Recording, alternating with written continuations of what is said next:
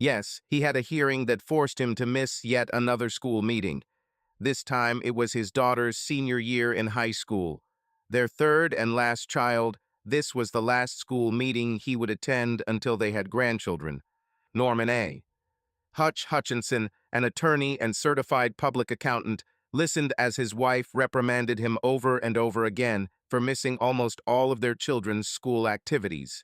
It was the familiar monologue he had heard endlessly over the past 6 months about being an absent father and a less than attentive husband.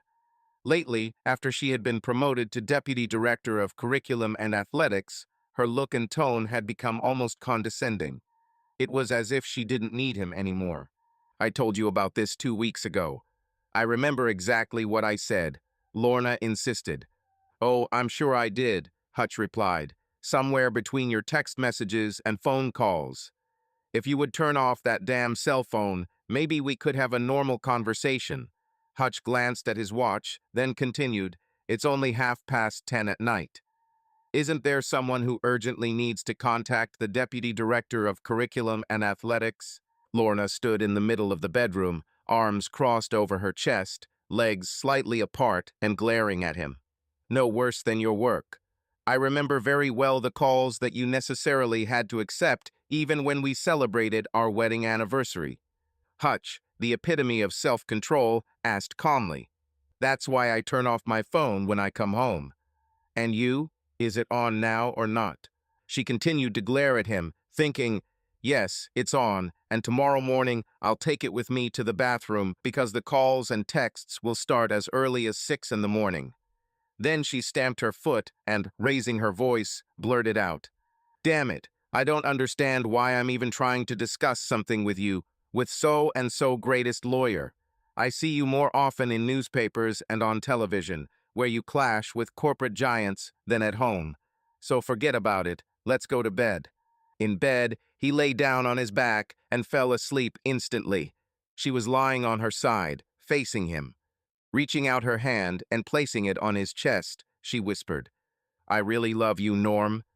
I just want you to spend more time on me and the children. 25 years of marriage, a successful career. Can't you find a little more time for us?" Then she fell asleep. Tuesday morning. As Hutch drove to the office the next morning, he reflected on his wife's general mood over the past 6 months, especially in the last 5 weeks since she got promoted. She seemed almost like a different person, as if he was living with a stranger. And sex. It was just sex. 6 months ago, they had truly enjoyed each other, and their intimacy was a natural extension of a wonderful evening. Now their sex seemed like a banal satisfaction of ordinary physiological needs, and that was all. Sometimes she would get really excited, but it hadn't been like that since she started competing for promotion. Is she really having an affair? Does she have someone else? Flashed through his head. Then he thought to himself, she herself doesn't give me any special reasons. Not the same as before. What happened to that sweet Georgia peach I married a quarter of a century ago? When Hutch stepped into the elevator in the building that housed his law firm, he was about to press the button for the top floor and head straight to his office. But he changed his mind and pressed the button on the floor below. On this floor was the office of the man Hutch called their "it guy." Fred Smith, essentially one of his legal collaborators, was also a very talented hacker. Since he joined the firm 10 years ago, he has taken them into the digital age and kept them at the forefront of technological advancement. According to former government employees whom Hutch hired into his forensic audit department, their computer network was as good as, and sometimes better than, those of government agencies. Knowing that Freddie was a bachelor and one of the first people to come to work in the morning, Hutch wasn't surprised to see him in his office. "Hey, Freddie, how are you this morning?" "Everything is fine, boss." "What about you?" "Okay, I think." Freddie, about email. Can you hack into someone's mailbox?" "Oh, of course." "Who's exactly?" "My wife." "Lorna?" Freddie blinked in confusion. "Boss, why do you need this?" "She's been acting strange for about 6 months now. Lately, I have had reason to believe that she has someone." "Do you think she's cheating on you?" Freddie asked in amazement. Hutch looked at him carefully for a few seconds. He hoped that he would never have to feel such suspicions about his wife. I, I don't know for sure, Freddie. Just between us, okay? If I don't find anything, I don't want Lorna to know I've been following her. Will you be able to access old emails sent and received, even if they have been deleted? Oh yes, boss. Unless she used special methods that most people don't even know about. But I'll have to get to her computer. Fine. What if you need to find out who is behind a certain mailing address? Certainly. I taught this to the guys in the forensic department, plus a lot of other things I learned from the former FBI and CIA agents you hired. Yes, Freddie, that's right. You know, you are a real find for our company. Thank you, sir. I'm serious, Freddie. Look, when we figure this all out, I'll make sure your help and silence are rewarded. Oh, no, sir. Knowing that I helped the main person here is a reward in itself. Well, okay for now. You know what? I'm going to get some bugs. And then, at about 11 in the morning, let's spend some time on her computer. I would like to install wiretapping in the room where he is and in the kitchen. I noticed how she speaks in a low voice on her mobile phone in these places. Well, boss, I think it would be better if we look at one shop that I know, where you can buy everything you need for what you are planning. This way, there will be less chance that someone will find out what we are doing. We can also buy a flash drive, and I'll load it with everything I find today.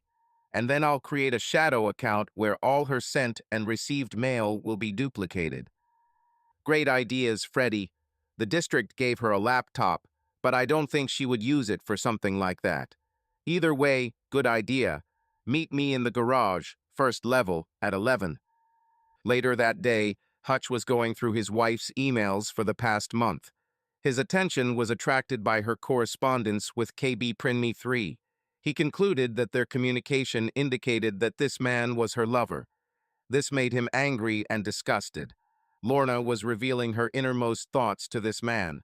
Many of them, in his opinion, should have been intended only for her husband if she still loved him. While wondering what to do about it, he received a call from Freddie. What do you have for me, Freddie? About 40% of her personal letters are correspondence with KB Prinme 3. You were right about her work account. I looked at it. It's only business correspondence. Yes, I see. I have a suspicion that this is her lover. Did you find out his identity? Yes, boss. This is one Kenneth Burns. He is the principal of Madison Elementary School. This is the third school built in the district. It's very brave to conduct such correspondence through work email, but he seems like a real big shot. I saw that he was one of the main speakers at the administration conference last year. Apparently, he considers himself untouchable. I looked at the district's website, it's their favorite. He has been published in State School Administrator magazine and has spoken at several conferences and has given the district more visibility. Hutch leaned back in his chair. So, yeah, that conference was about 8 months ago. Lorna went there with him and another director. Judging by recent letters, he is about to achieve his goal or has already achieved it. I would never have thought that Lorna could be attracted to someone else, but it's getting harder and harder to deny. I'm sorry, sir. I would never have thought so either. Listen, Freddie, I want you to pick someone in the forensics department who you're comfortable working with and who I can trust as much as you. I don't like where this is going. I need a person who knows how to obtain information from multiple sources. I want to listen to all of Lorna's phone conversations with this guy. In general, how are you doing on time tomorrow at 10 in the morning? 10 in the morning? It's okay, sir. Great. Bring the one you choose to my office tomorrow at 10. I'll brief my secretary, Janet, so she knows how to handle Lorna's calls and support you. Also, I'll call Jim Patrick, the head of the forensics department, and tell him that you'll be selecting one of his employees for a special project. I will also contact the leadership of your department so that you can be released from current affairs. Okay, sir. See you tomorrow at 10 in the morning. Wednesday, 10 a.m. Freddie walked into Hutch's office with a woman who looked like a typical nerd. She was about 25 to 30 years old, with brown eyes, a wide smile that showed off a serious underbite, and straight brown hair cut into a bowl cut. Her clothes consisted of 3 shades of gray and resembled the outfit of an old teacher. She wasn't particularly thin, but at 163 cm tall, she had a boyish figure, including an almost flat chest. Freddie introduced her to Hutch and Janet. "This is Rosalind Simmons. Boss, she is one of the best forensic CPAs on your team." Hutch came up from the table to greet them. "I know Roz. She exposed some of our biggest scams, finding the criminals." He shook her hand. "You even exposed the CEO of that multinational company last year. Given his salary, I still don't understand why he also needed to steal." "Well, boss, she's called Mrs. Columbo because people underestimate her," Freddie added. "Yeah, I heard about that. Good choice, Freddie. What did you tell her about our business?" "Only that it concerns your wife, and that so far only the 3 of us know about it." "Fine." Hutch sat down on the edge of the table. Freddie and Roz took seats opposite him. He continued, "The first task is to wiretap all their communication channels. We have already connected our home phone. Freddie, did you dig into her work email?" "Yes, sir. Unlike her boyfriend, she only uses it for work. And Roz is our mobile phone tracking specialist." Rose spoke in a soft, almost squeaky voice. "Give me a phone number, and by the end of the day, everything will be recorded on the server. I think it won't be difficult to connect your wife's office phone and at the same time his to the system. But, those recordings won't be able to be used in court." Hutch stood up. "I just need information now, Roz, but thanks for mentioning it. Freddie, work with Roz and do a thorough background check on this guy. Meet me here tomorrow at 8 in the morning. Roz, buy 3 prepaid mobile phones for us. Make sure they are not affiliated with our company in any way. Oh yes, one more thing. The only other member of our team will be Janet, my secretary. She has worked with me for over 20 years and knows Lorna almost as well as I do. She will be your support in the office when you are in the field, and will be able to properly answer calls coming into our office. So, Roz, buy 4 prepaid phones, okay? See you tomorrow at 8 in the morning. We plan to meet here every morning at 8 until we resolve this issue." "Any questions?" Rose asked. "Sir, what is the desired result?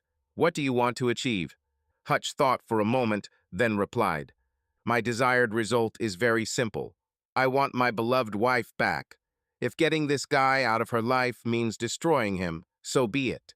This was not a problem for Rose. She has overthrown people in much higher positions than Ken Burns.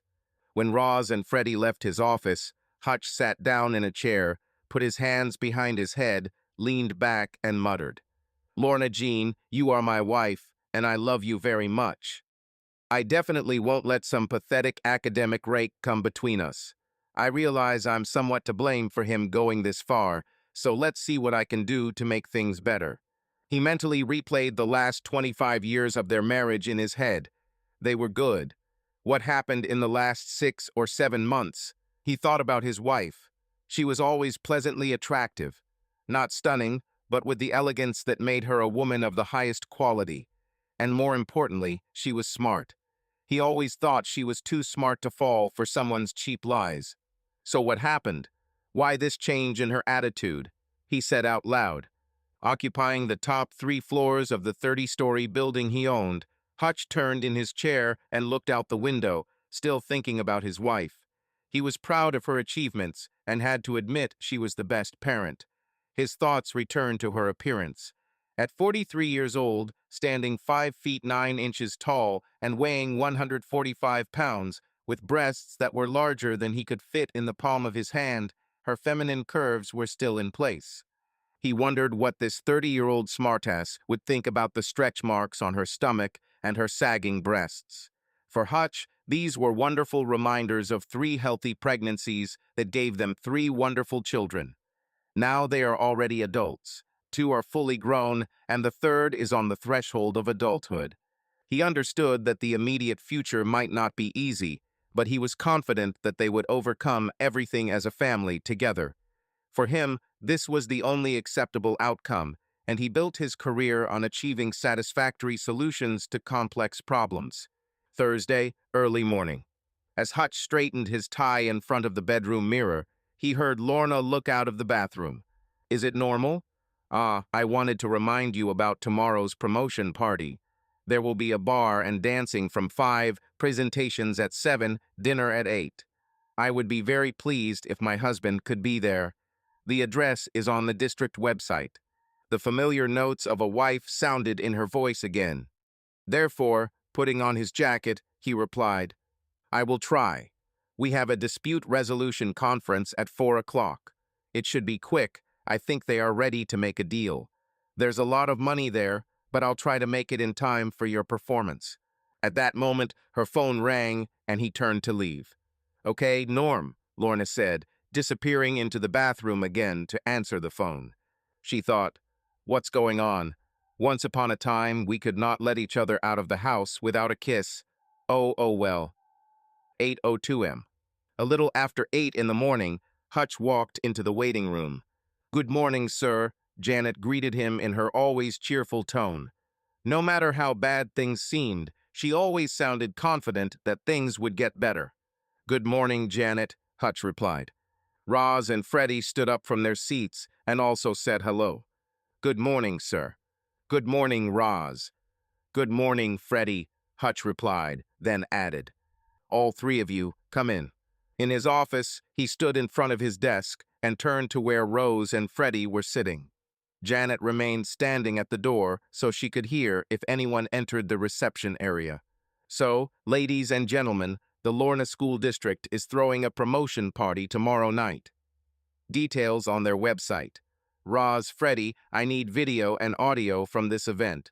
It doesn't matter how you do it, sneak in with cameras or something else. As before, I will sign everything you need. I'll be there too. We have an important settlement conference at 4 o'clock, so I'll be a little late, but I want to surprise her and come to her speech." "Well, what else do we have on the agenda?" Rose took out the disc and said, "As of yesterday afternoon, all their phones are bugged. This evening, we intercepted a very interesting conversation between Mr. Burns and what appears to be another school administrator who is a good friend of his." She stood up and walked over to Hutch's CD player, nestled among the law books. "This will give us an idea of his plans, and I think it will help us understand why she has been acting this way lately." A few seconds later, Ken's voice was heard. "Hey. Hey, Ken, have you fucking had sex with her yet?" "Not yet," Ken replied, "but my 6-month plan is on track.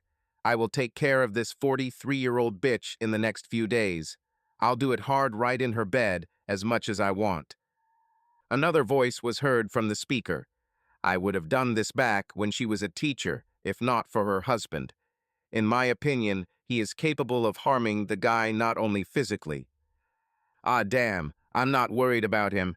I'll take this bitch anywhere for as long as I want and leave her before he even knows about it." They both laughed. Ken continued, "Anyway, when I've had a couple of fun with her, you can come and have fun with her." Then another voice clarified who they were talking about. "Sounds good. I bet you anything that Lorna Jean's second times are better than many women's firsts." Ken replied, "Oh yes, without a doubt. I know I will enjoy every second." Hutch turned off the record player and growled, "I've already heard enough, even more than I need to. If I had had breakfast this morning, I would probably be vomiting by now. How are you getting information on this bastard?" "Going to, sir," Freddie replied. "We already have most of the information. There's only a little bit left, and I think everything will be ready by the end of the morning." He then handed Hutch a large envelope from his briefcase. "That's all we have at the moment. You have both a hard copy and a disc." "Great. You two make a great team. This is something I will keep in mind for future projects," Hutch said as he reviewed the contents of the dossier. "This guy weighs 150 pounds and has never played sports.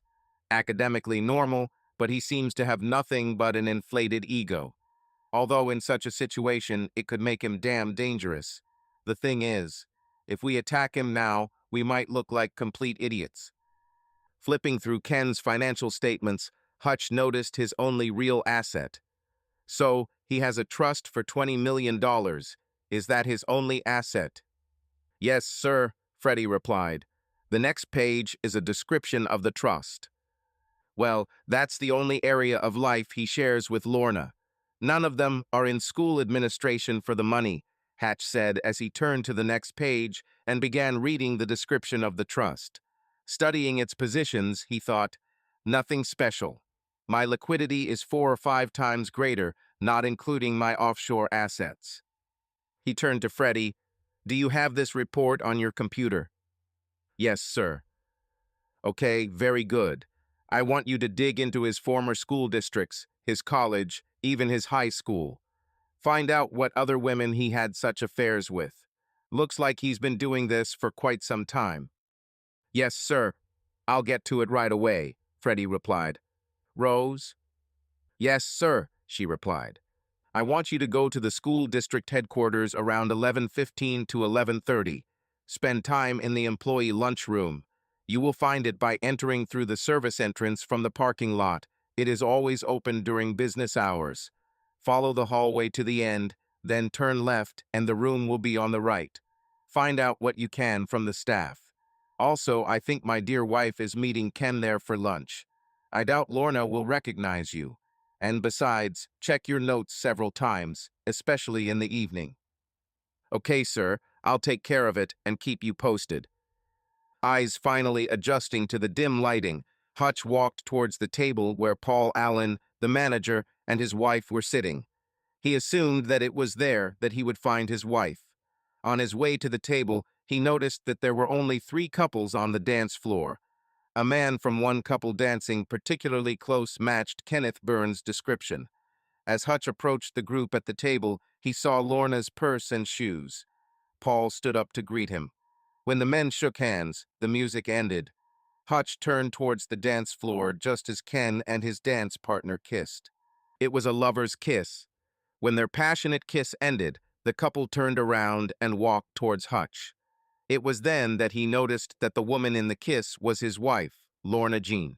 As the dancers approached the table, even in the low light and already 2 pina coladas, Lorna couldn't help but recognize the tall, broad-shouldered figure of her husband. He stood at her place, glaring at her. Norman, have you arrived yet? She exclaimed, thinking, I hope he didn't see that kiss. Although this look says that he saw. Why did I even agree to dance with Ken today? Obviously, Hutch replied. Alcohol, feeding the ego that Ken had managed to inflate in her, made itself felt. I didn't think you'd come. I didn't even think that you would remember. That's obvious too, Hutch replied dryly. How long have you been here? Asked Lorna. Long enough. Are you sleeping with him? Norman, watch your language. I have to work with these people, Lorna said indignantly, raising her voice in an arrogant, condescending manner. However, she knew very well that her husband almost never swore. This meant that he was really, really angry. Looks like you should have thought about that out there on the dance floor, Hutch said. Continuing to glare at Lorna, he immediately recognized this tone and expression. He had seen and heard this many times from witnesses in court and during interrogations. They were always lying or trying to hide something. And the same voice he used in the courtroom, so loud that it could be heard throughout the entire ballroom, he repeated. Answer the question, Lorna. Are you sleeping with this guy? There was silence in the hall. The orchestra fell silent. Humiliated, Lorna could not utter a word. Ken made the mistake of standing between Lorna and Hutch. Please, Mr. Hutchinson. The kiss was on my initiative. Your wife is a charming woman, but I assure you there is nothing between us. Hutch was so angry that for the first time in his life, he felt like he was losing control. Ken's actions and words only added fuel to the fire. Did I contact you? I don't even know you. Just stand back. Ken didn't move and tried to continue, making a second mistake. I just wanted to help. Hutch, a former college football defensive lineman, glared at Ken. Then he did what anyone else would do in his situation. Now Lorna looked at Hutch with fury. Norman? This was completely inappropriate. You could have hurt him, she screamed and rushed to Ken. Following Paul, Hutch turned around and headed for the exit. In the hallway outside the ballroom, Paul called out to him. Um, Norman, Mr. Hutchinson, can I see you for a minute? Paul Allen, 6 feet tall and weighing no more than 60 kilograms, was a good administrator, but hated conflict. He wasn't assertive enough to deal effectively with situations like this. When Hutch pressed the button for the elevator to the parking lot and turned to him, Paul, breathing heavily, said, Um, I'll make sure Mr. Burns doesn't press charges. Um, I'm really sorry about all of this. Hutch glared at him. What charges is he going to bring? Realizing that he was the senior partner of one of the largest and most respected law firms in the city, Paul began to mumble. Um, an attack, probably. Mr. Allen, Hutch replied sharply. Listen to me carefully. First, any assault charge will fall apart in the Dawes office the moment it gets there. No, Paul, this is not your main problem. I'm sure your school district has policies to prevent situations like this, so I think you understand that your district now faces significant financial risks. And there's also news. I'm sure the media will have a lot of fun with this event. Hutch didn't mention that 2 of his men were in the room with cameras and would remain there for the rest of the evening. The elevator doors opened, Hutch walked in, the doors closed, leaving Paul stunned and not knowing what to say or to whom. At that moment, Lorna ran out of the ballroom, almost out of breath. Where is Norman? He just took the elevator to the parking lot, Paul replied, turning around to return to the party. Lorna frantically began pressing buttons, trying to open the elevator. Paul realized that he, too, was to some extent to blame for this mess because he had avoided talking to Lorna and Ken, hoping that there was only friendship between them. But apparently, it has grown into something more. He decided that he would call them both into his office early next week to discuss their relationship. He also realized that his job now depended on how he handled this situation.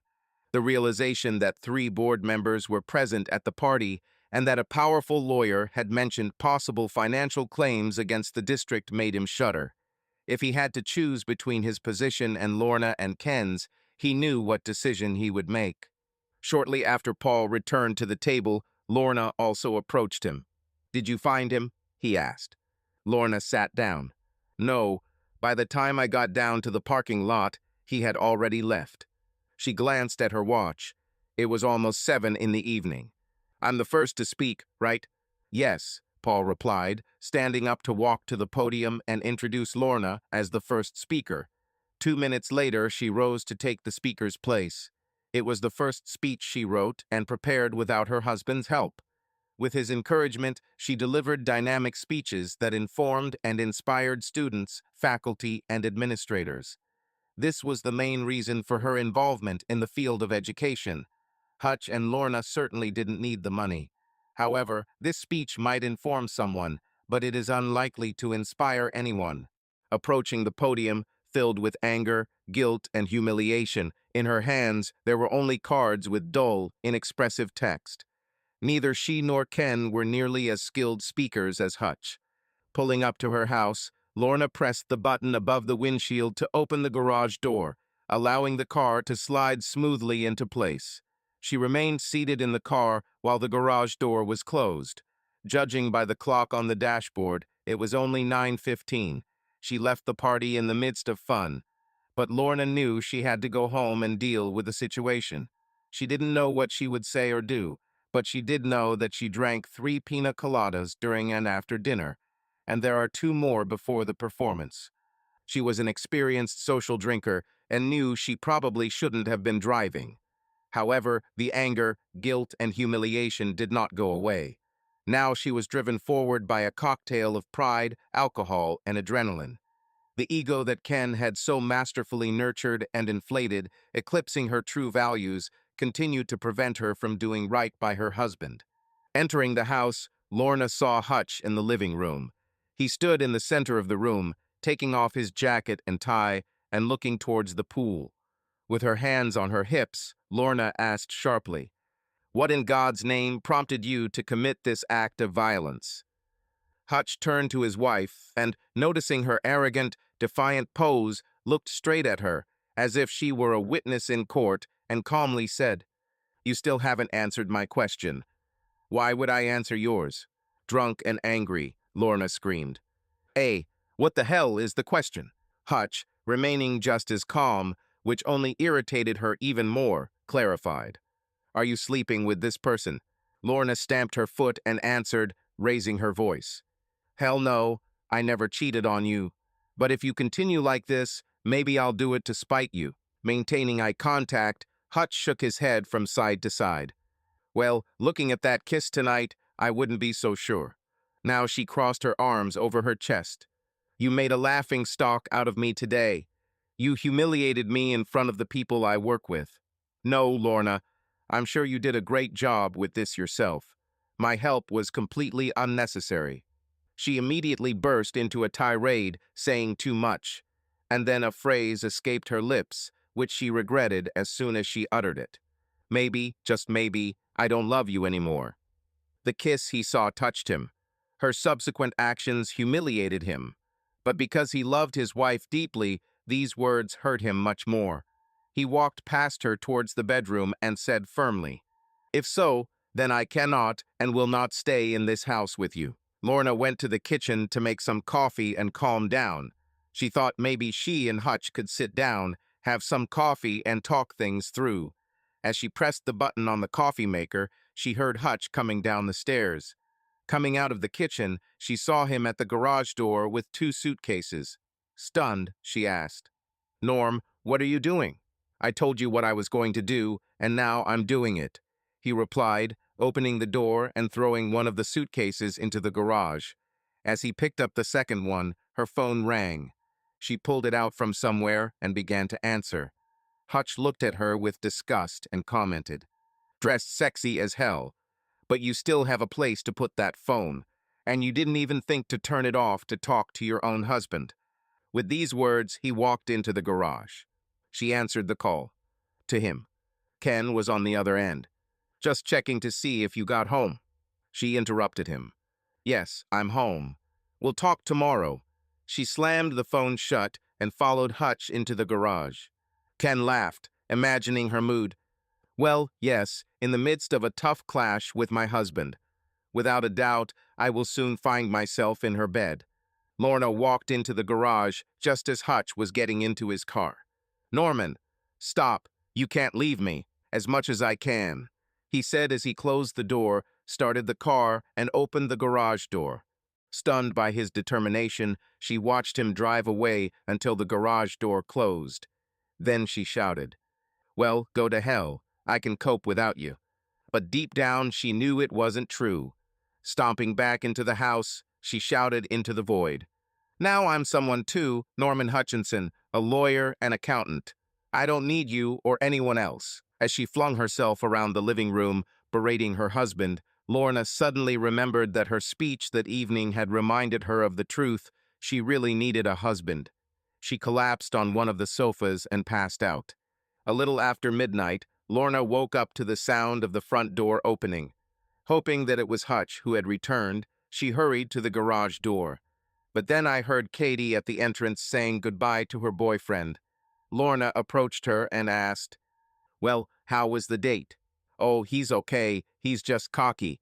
I would like to find a guy who is as interested in me and my goals in life as he is in himself. I want to find someone like Dad."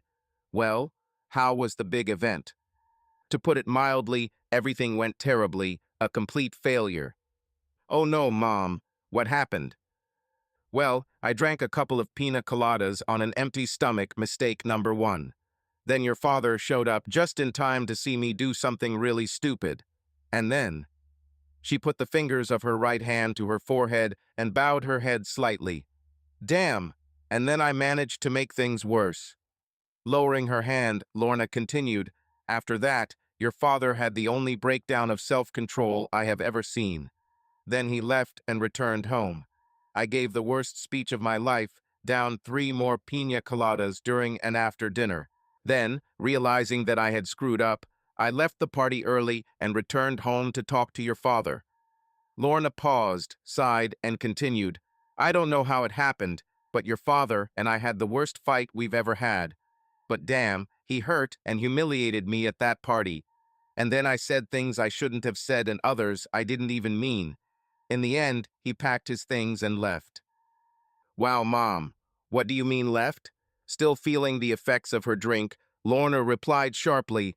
What she said, he packed his things and left. What time is it now? Almost 12:30. Will you go look for him? Not today, honey. We both need to cool down. Now I feel that everything I ate during the evening may come back. With these words, Lorna headed to the nearest toilet. Saturday morning. Hutch drove to the freeway and stopped at the first motel with a lighted "Rooms Available" sign.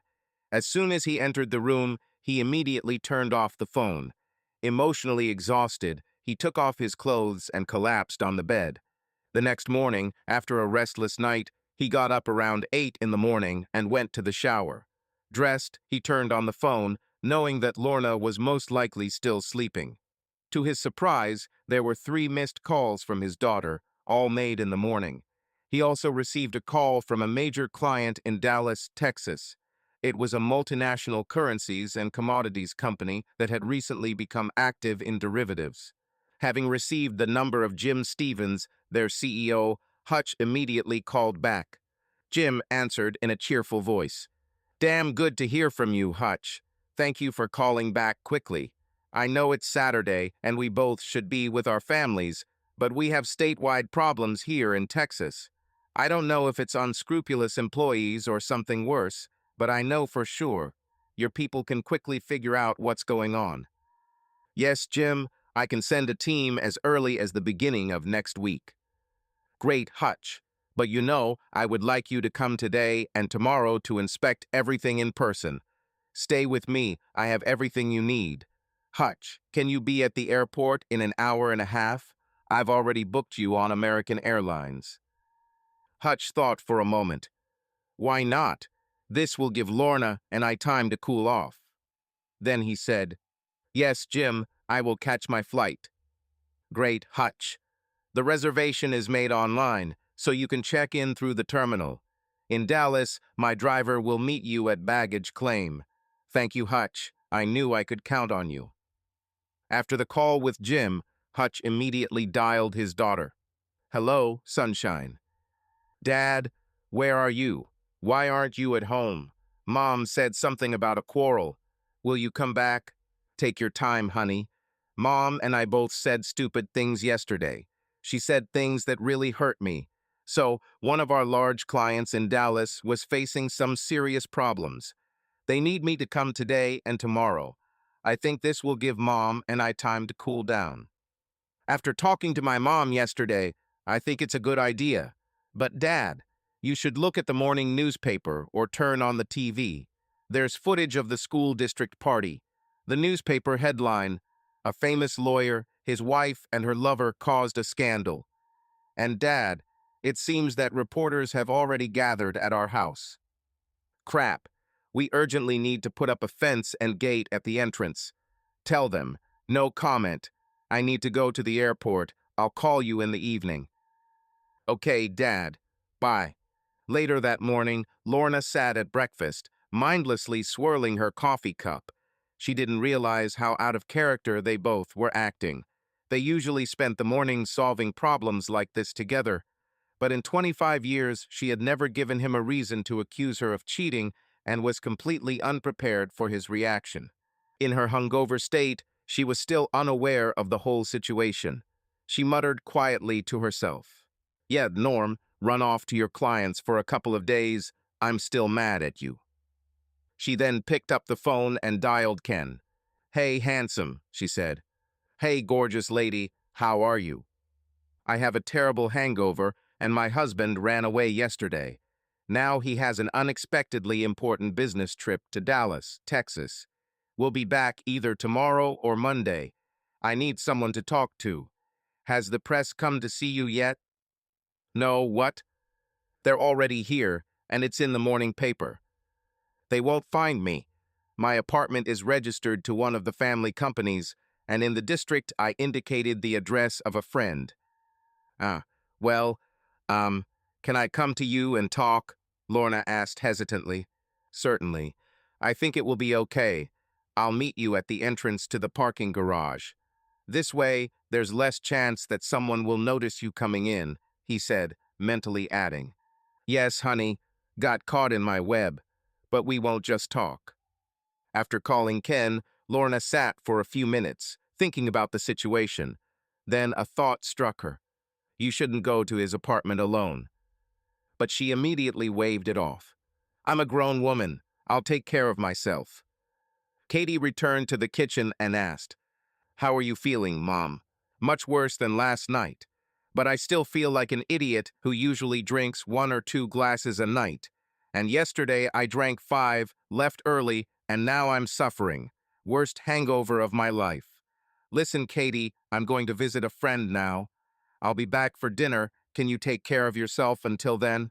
Of course, Mom. Who are you going to? This Ken who got you into all this.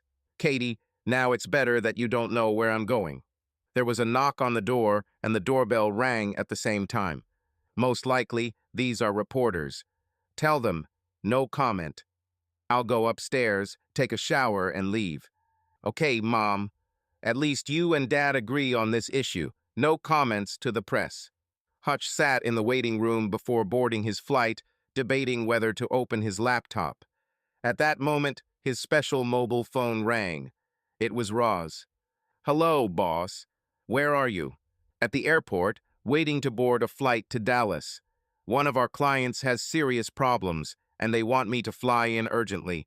I'll figure it out on site today and tomorrow, and then come back either tomorrow evening or Monday morning to form a team.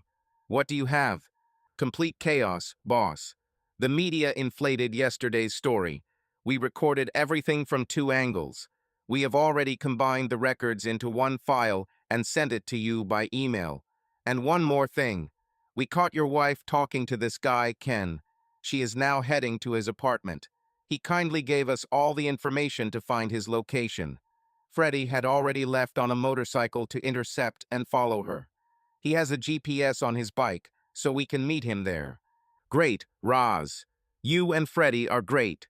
Now listen, install as many audio and video devices as possible in his apartment as quickly as possible. Yes, sir. And one more thing. I sent you something interesting after I spent a couple of 2-hour lunches in the cafeteria where your wife eats. I think you will be curious. Oh yes, and one more thing.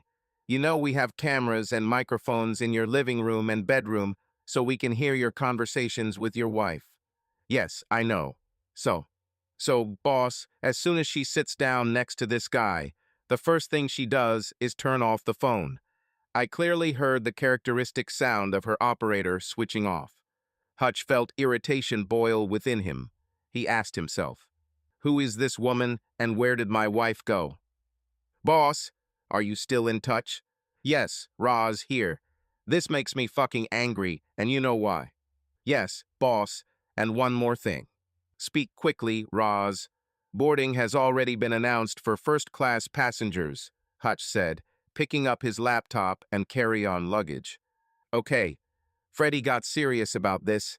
Yesterday, he came across something in the school administration computer system, and now he's digging deeper. It turns out that your wife's file for the position she currently holds was slightly altered after it arrived at the county headquarters. He is now checking the profiles of other candidates. It appears that the documents received at district headquarters are different from those sent to the school office. Hutch walked up to the flight attendant and said, Wait a minute, Ross. He handed over his boarding pass and ID. When I entered the plane, I resumed the conversation. Roz, listen. Tell Freddie to keep digging until he finds out everything. Then it will dump everything onto disk and erase traces in the system. He knows how to clean things up. Also, Roz, Lorna shouldn't know anything about this. I'm sure she has nothing to do with it, so we'll keep her out of it. Taking his seat on the plane, he continued. Now, Roz coordinates the work with Freddie and our best specialists in covert installation of equipment. We have information about what they both drive. I want his apartment to have cameras and microphones and their cars to be under surveillance. double-check our server's security. We don't know what this guy or his friends are capable of. Oh, and one more thing. Tell Freddie you're doing a first-class job. The CIA or FBI would be proud of you. Thank you, sir. I'll call you tomorrow morning. Oh, Roz, tell Freddie, work like you're on a special operation. Take as much overtime as you need and keep receipts for all personal expenses. He knows the passwords for special permissions. Thank you, sir. See you tomorrow.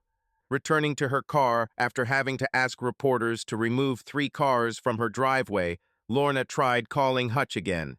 His phone immediately went to voicemail. It was turned off. Then she called her daughter. Katie, if you hear anything from your father, please ask him to deal with the journalists at the house. They blocked the entrance and trampled the entire front yard.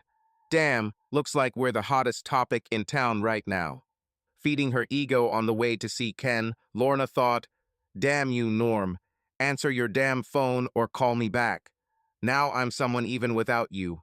Not just your wife anymore. Yes, cool Hutch Hutchinson, I can do without you. As promised, Ken met Lorna at the entrance to the underground garage and showed her where to park right next to his car. This made it easier for her husband's team to install tracking beacons on both vehicles. Although Lorna naively believed that she had come just to talk, half an hour after her arrival at Ken's condominium, she was already lying naked on his bed. After a couple more attempts, which again did not bring relief to Lorna, they decided to have lunch. Ken knew a diner on a back road where no one would recognize them. Approaching the cars, Lorna said, "Let's go on yours. I think I broke away from the journalists who were following me, but I'm not sure." She really dumped the journalists. But not Freddie, who followed her on a motorcycle with a GPS device, the data from which was transmitted to Roz and 2 technicians in her minivan. While Ken and Lorna indulged in sexual pleasures, the team studied the plans of the entire residential complex, including the layout of his apartment. Freddie hacked the building's security system and figured out Ken's code to enter the main entrance. They gave the lovers 10 minutes and then went inside as if they were local residents. One of the technicians used a special tool to open Ken's door as if he had a key. The second quickly went to the security system, but discovered that Ken had forgotten to activate it before leaving. Rose chuckled softly. "Jerk, you're just making our job easier. But selfishness is precisely what leads to such mistakes."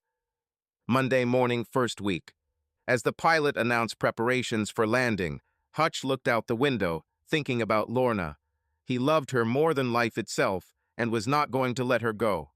Yes, she hurt him to the core. However, he hoped that they could get through it and the pain would subside with time. What worried him most was betrayal. He read the email 4 times, listened to the recordings, and watched the video. And yet the question haunted him. What did he say or do that would make her do this? He overheard a telephone conversation between Ken and Elizabeth Myers, the lawyer. How, as part of her fee, she demanded that another socialite kneel in front of her. Only over my corpse, thought Hutch. Over my corpse, and there will be no divorce. Once I deal with that bastard Ken, the least you can expect, Beth Myers, is disbarment. Getting you out of town will not only improve the legal community, but also the atmosphere in high society. After leaving the plane, Hutch paused, taking out his phone before heading to grab his luggage. The first person he was going to call was the only person he called a friend, Jeremy Baker. He remembered their first meeting.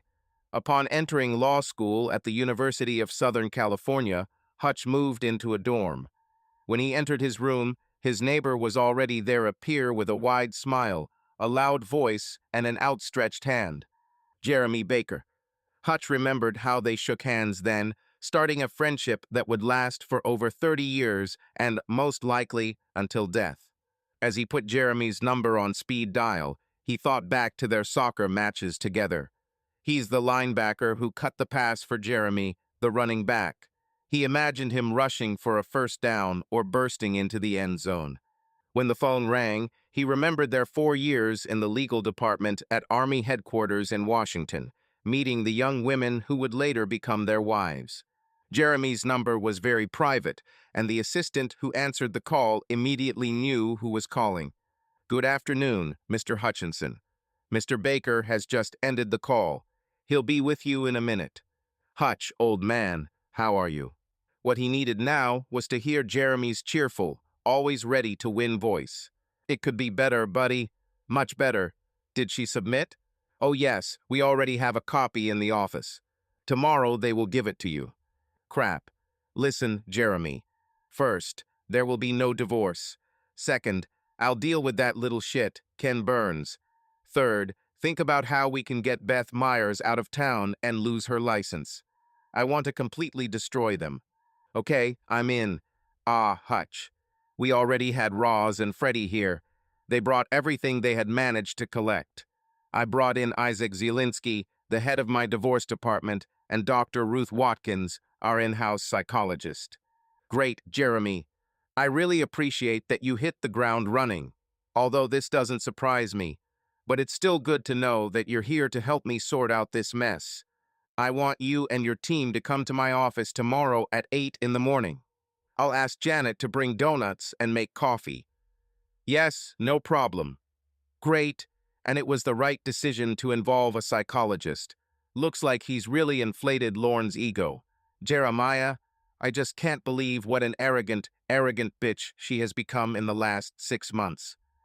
"Yes, Hutch, Jenny has been noticing this for the last 3 months and pointed it out to me a couple of months ago. Don't we love it when our opponents and witnesses pull such tricks on us?" "Oh yes, we love it. But Jeremy, I don't even want to figure out what kind of bitch this is. I'm only interested in one thing: what did she do to my wife?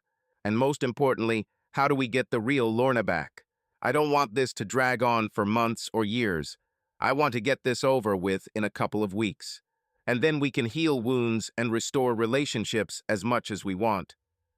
"Yes, old man, I completely agree. Our history is too strong, you, me, Jenny, and Lorna, to let some little bastard and crook ruin it all. See you tomorrow at 8 in the morning in your office." Hutch hung up and wondered how much Jeremy was beginning to resemble his Southern belle wife. Or perhaps he was born somewhere in the Southeast, rather than in the Napa wine region of California. That evening, Lorna called her husband. Now she was full of guilt, but too proud and with an inflated ego to admit it. Instead, she decided to go on the offensive. Hutch answered the call calmly, as he did in many of his court cases, using a minimum of words, but each of them hit the target like a stone in a glass house. This only made Lorna even angrier. The conversation ended with her abruptly slamming the phone and shouting into the void, "Damn you, Norman, you made me say something again that I shouldn't have said. And damn it, you heard every word, you probably even wrote it down. Well, Norman Hutchinson, lawyer, I now have my own lawyer too. From now on, we will only speak through her." But somewhere deep down, Lorna knew that Beth Myers was not in the same league as her husband, or his best friend, Jeremy Baker. 8 Tuesday, Hutch's office. When everyone had gathered, Rose ran in. "You need to hear this. I got this morning. The conversation took place last night. This is a conversation between Ken and the man we have now identified as James Worthington, the director of one of the secondary schools. 40 years old, married, and 3 children. Overall, you need to hear this. That creep Ken is laying out his plans for Lorna and Katie." She put the disc in the player and turned up the volume so everyone could hear. Ken started the conversation. "Hey, Ken here. How are you?" "Hi, Ken. I'm doing well, and you?" "Oh, Jimmy, that's just great," Ken answered excitedly. "I had sex with Lorna all weekend. Drew her here because her house was under siege by the press. When she completely trusts me, I'll call you, and the two of us will repeat everything. We'll record everything on camera and make you watch it. This quickly turns them into women of easy virtue, no matter how noble and arrogant they may be. And Lorna is straight out of high society, one of those snooty do-gooders who thinks their shit doesn't smell. I grew up around those, hell, my mother was one of them. I love putting them in the dirt, where they belong." James replied, "Damn, Ken, I don't know whether to call you a sick bastard or not. But one thing I know for sure is that I also really want to get involved in this business. But if we talk about squealing like a pig, then this is about Beth Myers. After she and I convinced Lorna to file for divorce, Lorna went home, and I immediately took care of Beth. James chuckled. I always wondered why you even got involved with her. But I think having sex with your lawyer was helpful when it came to Lorna. Oh yes, Beth isn't my type at all, but she's good in bed. Someday I'll introduce you better. Let's take her somewhere for the weekend. She likes this. They both laughed, and then Ken continued. Hutch paced nervously behind his desk. When the conversation ended, he said sharply, Only over my corpse, you little bastard. Jeremy stood next to Hutch. I'm with you, buddy. Yes, Jeremy, we always supported each other, didn't we? I really appreciate you and your team joining us in this endeavor, Hutch said, clapping his old friend on the shoulder. Then, turning to Dr. Watkins, Ruth, can you get Ken's medical records? Quickly and without unnecessary noise. And Beth Myers, too. Oh yes, either late in the morning or right after lunch. Great, Ruth, thank you. If this scoundrel infected my wife with something incurable, he'd be dead. And he won't die quickly, I promise you that. Now, Freddie, remember the medical malpractice case you were involved in a couple of years ago? We defended the radiologist.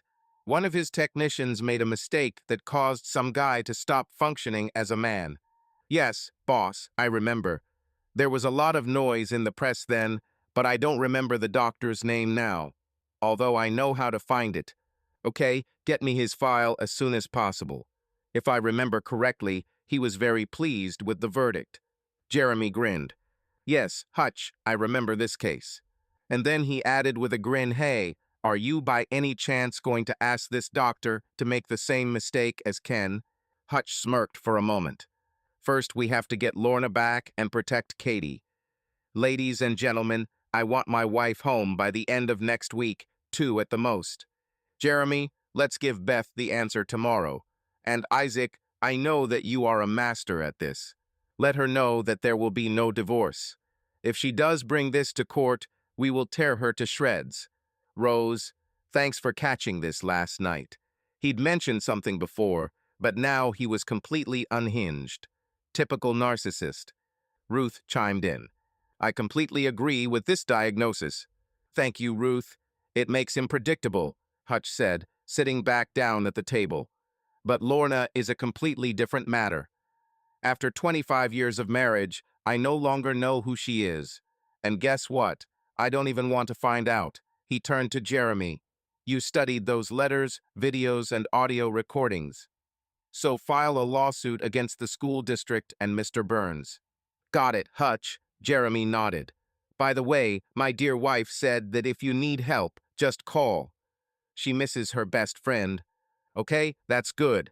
The way I see it, when we break this arrogant bitch, the real Lorna will reach out to someone close, but not from our family, and she has no one closer to Jenny. So when Lorna calls her, that will be the first sign that we've broken her. Exactly, Jeremy agreed. Yes, gentlemen, I fully support it. This will be a very clear signal that we have seized control of the situation. We've seized the strategic high ground, so to speak, Ruth added. Late Wednesday evening, week 2. As Ken entered his apartment, his cell phone rang. He saw Beth's name on the screen. Hey, baby, how's my favorite lawyer? Ken, I don't even know what to say. What do you mean, Beth? Did you do any research on Norman Hutchinson at all before you started sleeping with his wife? Not really. Just based on her words. That he's some big lawyer in the corporate world. I used to sleep with bigwigs' wives, and I'm still alive. That's what I thought, Beth sighed. Come on, Beth, it can't be that bad. You got your 20,000 advance, right? Yes, Ken, I received an advance. And today I received a response to our lawsuit. It's not what it says, although that's bad enough. The point is who their official lawyer is. Ken with a grin. Come on, Beth, I thought nothing could scare you. Ken, be serious. The answer came from Isaac Zielinski from the firm Jeremy Baker and Associates. Zelensky crushed me to smithereens a couple of times in high-profile divorce proceedings. He is a master at extracting confessions from clients that they shouldn't make. He made my clients look so dirty that the whole town was talking about it. I, of course, objected, and the judge satisfied my protests.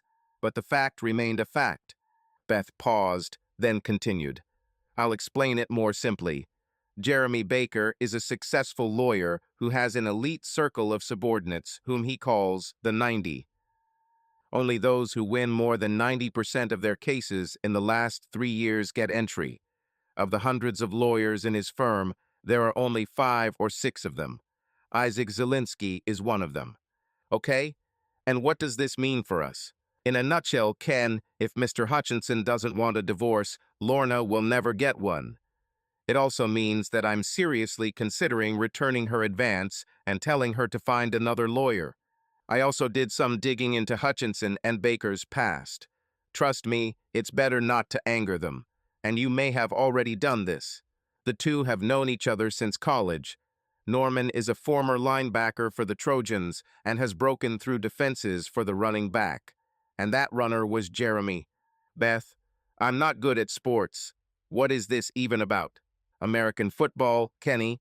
University of Southern California Trojans. They are California boys, football stars, and law students at the same time. They were also roommates throughout their years of study. Damn. Beth, let's come and talk about it. Ken's voice trembled. Okay, Kenny, I need to finish a couple of things here. I'll come to you in about an hour. And when I get there, I'll explain why you might want to temporarily switch to a rental car until this is all over. As Ken flipped through his mail, he thought about Lorna. Lady, you are becoming too expensive, flashed through his head. He recalled the problems that had arisen at his school due to media attention in the last 3 days. Journalists couldn't find his house, so they tried to get comments from him at school. And then, after Beth's comment, his attention turned to the traffic ticket he received on the way home. The policeman thought that Ken changed lanes too quickly. When Ken expressed his dissatisfaction, the officer added to the fine in order to eliminate minor defects in the car. But Ken was on his way to his goal, and his ego demanded victory. Thursday afternoon, second week. After 2 weeks of loneliness, Lorna invited Ken to spend the weekend with her. She had a vague feeling in her heart, but she still made the call. Approaching her house, she realized that Ken would have to be brought in secretly. Katie complained to her father about the crowds of journalists who occupied their area. Lorna knew full well that one call from Hutch could bring up to 8 officers here during the day to keep the paparazzi at bay. On nights when Lorna couldn't sleep, she had up to 4 police officers patrolling the area in the very early hours. Slowing down at the beginning of the driveway, she noticed the sergeant who was commanding the guards on duty. It was the brother of the first fallen officer to be helped by the foundation Hutch and Jeremy had set up 10 years earlier. She stopped at the gate, and when the sergeant approached the car, Lorna greeted him. Hello, Pete. How are you? Oh, Lorna, we're working as always. How are you? Oh, Pete, it could have been better, but it could have been worse. One thing I know for sure, it seems that everything I say or do only makes the situation worse. Well, just so you know, my wife, me, Gary, and his wife, we are all praying for you and Hutch to get back together. Thank you, Pete. I really appreciate it. How's Gary? Since he joined the wheelchair basketball team, his mood has improved significantly. And when Hutch sent a couple of his top lawyers to shake things up, the team had more room to play. Gary is absolutely over the moon after beating the student team. That's great to hear, Pete. Look, if you need anything soda, coffee, use the restroom, don't be shy. Let me know. Lorna handed him her business card. And yet, I don't sleep at all at night. So if someone sees me here at 2 o'clock in the morning with a thermos of coffee and glasses, don't be surprised. Oh, the guys will be happy. Great. And Pete, tell them we really appreciate their help. This makes it a lot easier. I'll tell you, thank you. But Pete, I'm thinking, is it really necessary, all this media attention? As if one of us killed someone. Yes, Lorna, I understand what you mean. But you know how the media is. Everything you, Hutch and Mr. and Mrs. Baker have done for this city, your husband's success, it has put you on a high pedestal, and the press considers its task to throw you out of there. Perhaps you're right, Pete. Okay, thanks to you and the others who are on duty here. At least the weather didn't let us down. Pete laughed. Yes, that's for sure. See you later, Lorna. When she noticed two reporters crossing the street in her direction, she hit the gas and pulled into the garage just as the door opened enough for her car to slide inside. She decided to call her friend at the gossip editorial office. Perhaps an exclusive interview would cool down the ardor of these annoying journalists a little. Once in the house, Lorna called Ken and changed their plans. Now she herself would pick him up at his apartment. Then she prepared a whole jug of pina colada in the blender and went out to the pool. Taking off her shoes, she lowered her tights-clad feet into the water, sat on the edge, and, sipping an ice-cold cocktail, said to herself, Lorna Jean, what a mess you've made. And what you're planning to do this weekend is only going to make it worse. So why, Lorna? Why are you doing this? But unaware of the hidden webcams throughout the house, including her bedroom and guest room, she went for it anyway, filled with vanity and self-confidence. Friday afternoon, second week. Hiding in the passenger seat of Lorna's car, Ken Burns grinned, thinking, yes, baby, I will have sex with you in your own bed. But then he remembered his last conversation with Beth Myers and asked himself a question.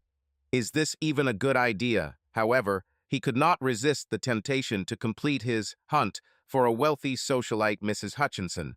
Lorna waved to the officers as she turned into the driveway. Two reporters, noticing her, rushed to the car, hoping not to miss the chance since they had missed it earlier.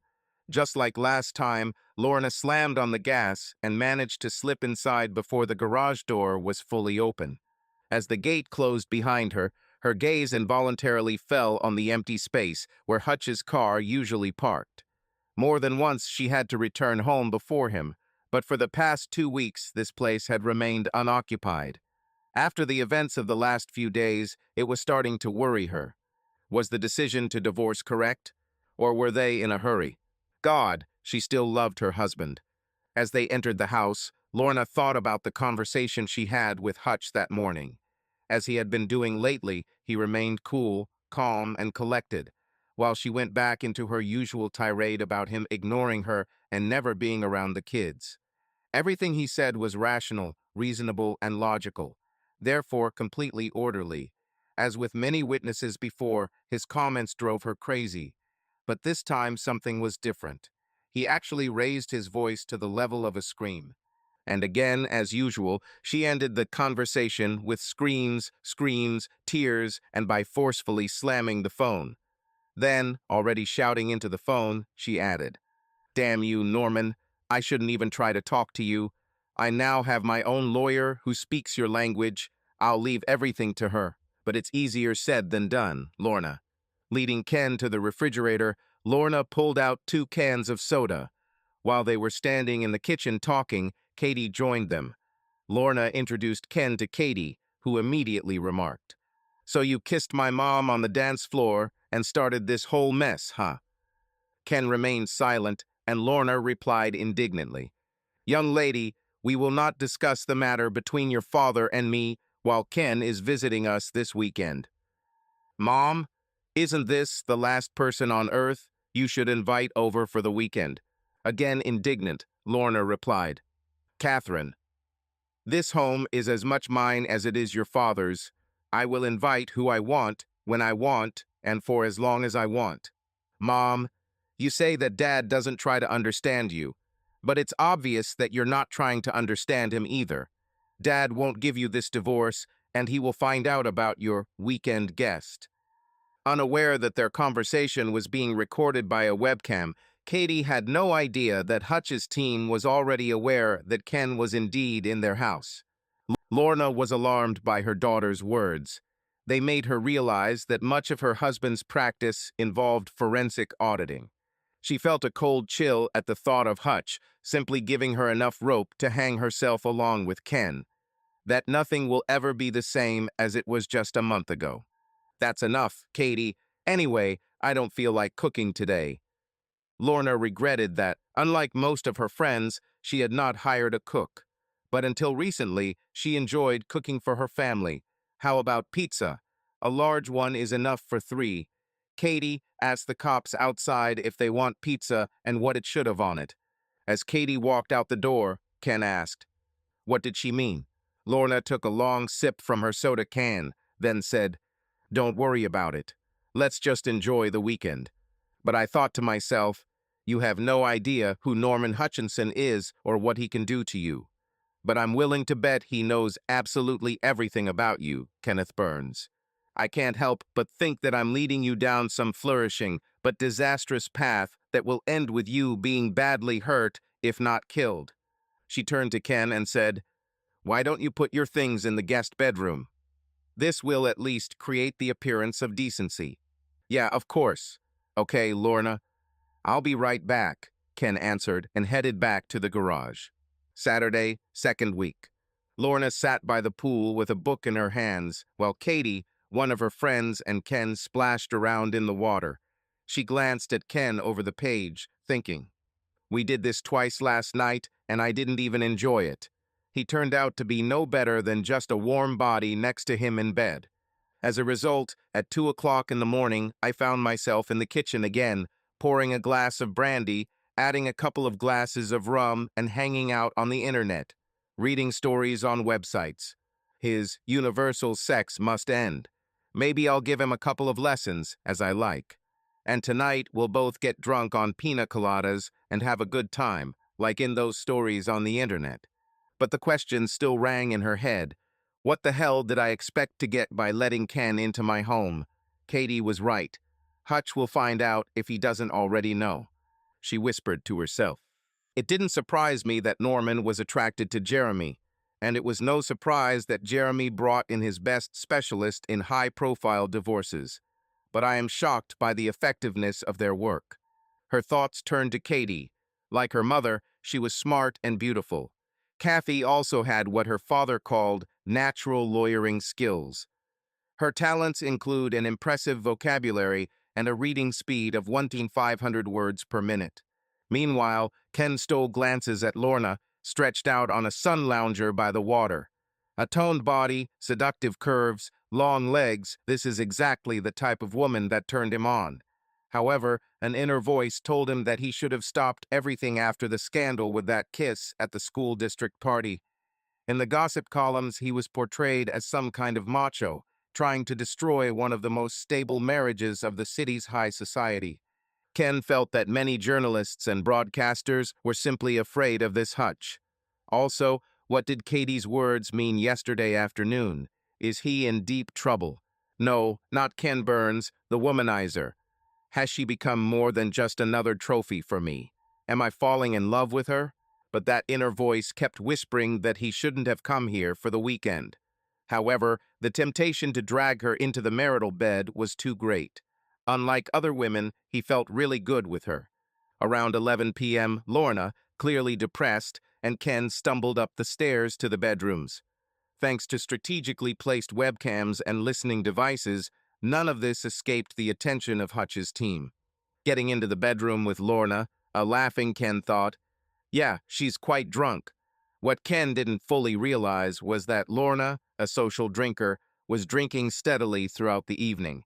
Of course, there was one recent incident where she couldn't control her drinking. However, Lorna knew how to learn from her mistakes and was definitely not going to repeat them. Lorna lay on her back, thinking, "What the hell just happened?" She shook him and said, "Come on, Ken, don't sleep." But he didn't move. Lorna moved Ken to one side of the bed, removed the blanket from the other, turned him over to that side, and covered him.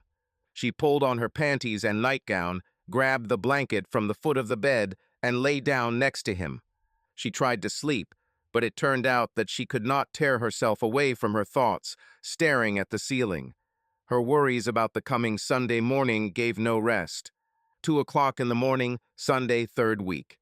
A slight hangover was starting to take its toll, and guilt was taking over her heart and mind as Lorna slipped into a long, quilted robe with matching slippers. Then she stumbled into the master bathroom to get an Alka-Seltzer. Feeling much better, she went into one of the bedrooms overlooking the front yard.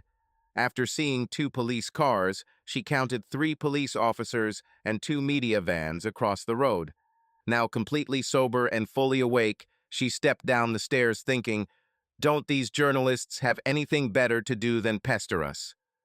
In the kitchen, Lorna turned on the 30-cup coffee machine. While she was making coffee, she looked in the cupboard and found a cake mix, aptly named coffee cake. After reading the instructions, she realized that her convection oven would finish baking the cake around the time the coffee was ready. After putting the cake in the oven, she took out 2 cans of coffee and a picnic basket. With 2 cans of coffee in one hand and a basket full of cake, cups, cream, and sugar in the other, Lorna walked down the officer's driveway, not noticing her son Randy's car parked on the far side of the garage. He arrived from West Point after Lorna and Ken went up to the master bedroom and before the police guard changed. Thus, the current shift of officers did not know exactly whose car was parked at the garages.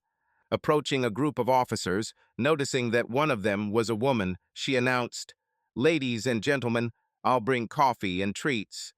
She looked across the road and breathed a sigh of relief when she saw that there was no activity among the press vans. After everyone had taken a cup of coffee and a piece of cake, Staff Sergeant Steve Jenkins, the officer in charge of the group, asked, "How are you doing, Mrs. Hutchinson?" Recognizing him, Lorna replied, "Oh, Steve, you can call me Lorna. As for your question like crap, Steve, like crap. Over the past few weeks, I've said and done all the wrong things at the wrong times and for all the wrong reasons. I'm afraid I've made a mess of our 25-year marriage. Honestly, I don't even know who I am now.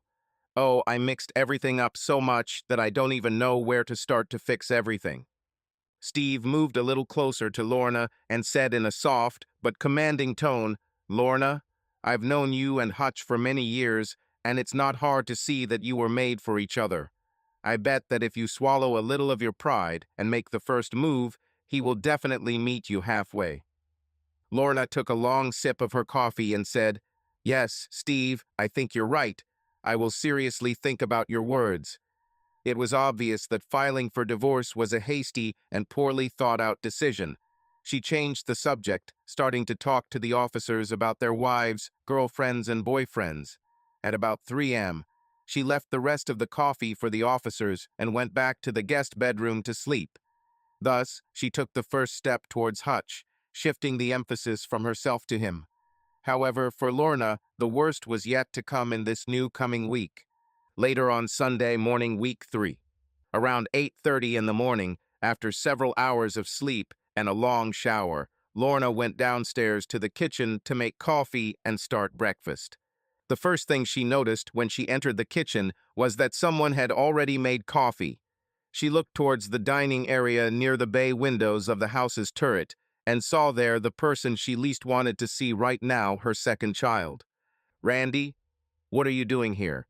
Randy, dressed in his cadet uniform, stood up and, adopting the same posture and tone as his father, replied, "I talked to Dad, then to Katie, and I didn't like what I heard.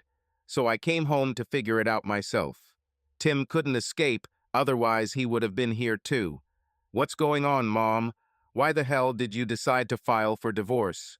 You, you just don't understand, Randy. Lorna stammered. "Mom, I'm not a little boy anymore. I'm in my 3rd year at West Point, I have a 3.8 GPA, and I'm a cadet captain. I finished my first season on the Army varsity football team. For the past 2.5 years, I have lived by a strict code of honor. I had parents who instilled in me a value system that allowed me to become who I am today and who I intend to become in the future. Mom, I think I understand. So tell me why the divorce." "Oh, Randy, I felt like I was a single mother so often. Your father missed Katie's last open class, and she had so much going on. Ah, Mom, I have no doubt that in some things you were the best parent. Even your father admits it.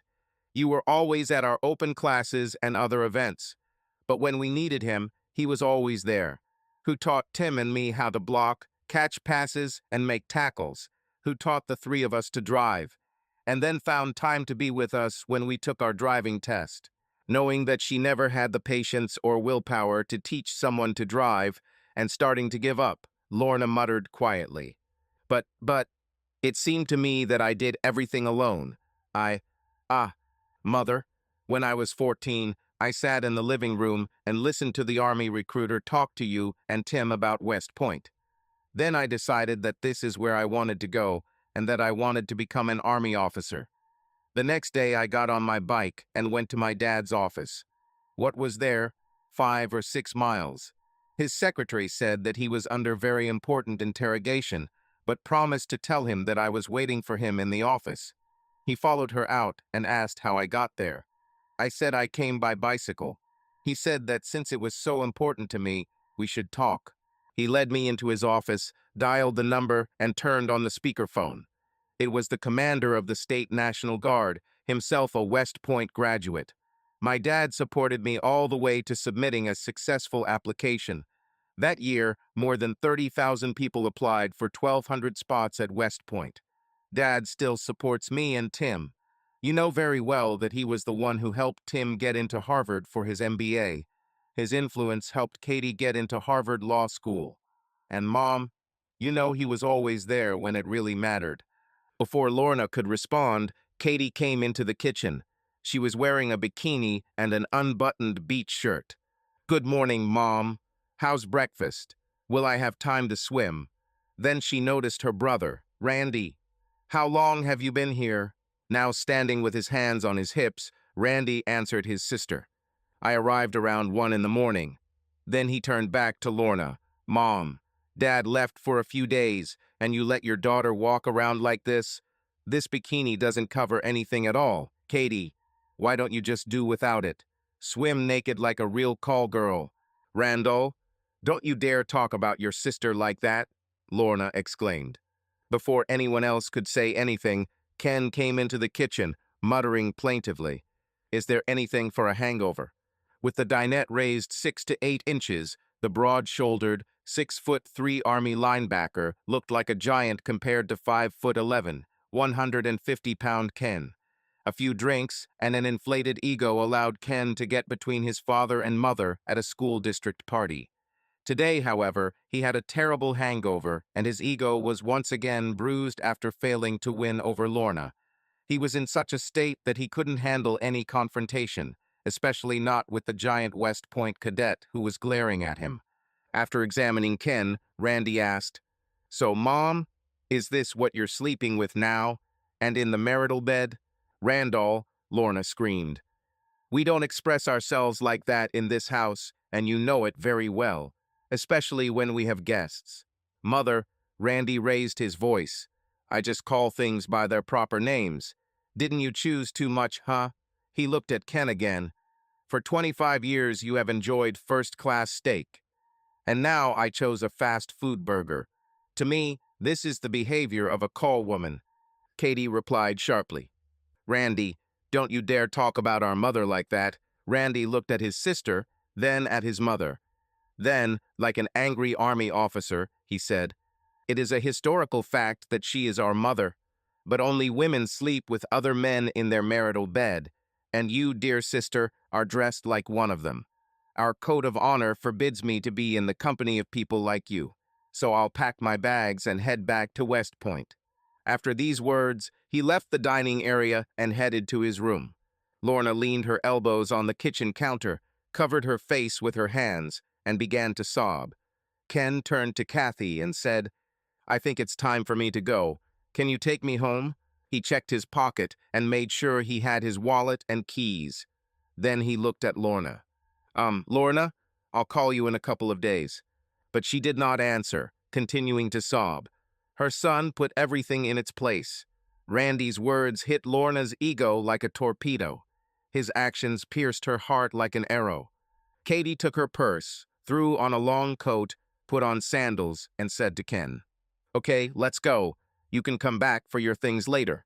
She understood that the best option now was to simply get Ken out of the house. After a few minutes, Lorna came to her senses a little.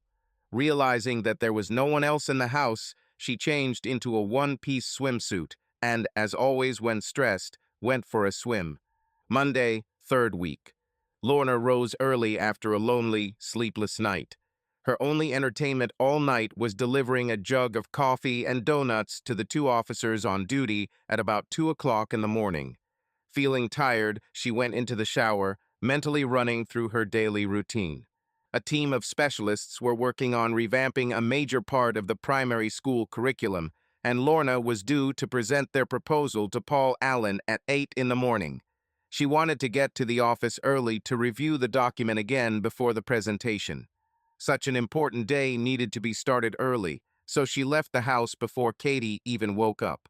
Sitting in the Director of Education's office, Lorna watched as Paul reviewed her presentation. Finally, he closed the booklet and looked at her. "Lorna, I can't present this to the council tonight. There are problems here. I'd rather return the document to you now than for the council to reject it in front of everyone. Here's what I'll do. I'll write out my comments in detail and return the materials to you this afternoon. Then you will have 2 weeks to correct it. Lorna, I understand that you are going through a stressful time in your personal life, but I was hoping you could separate work from your problems at home.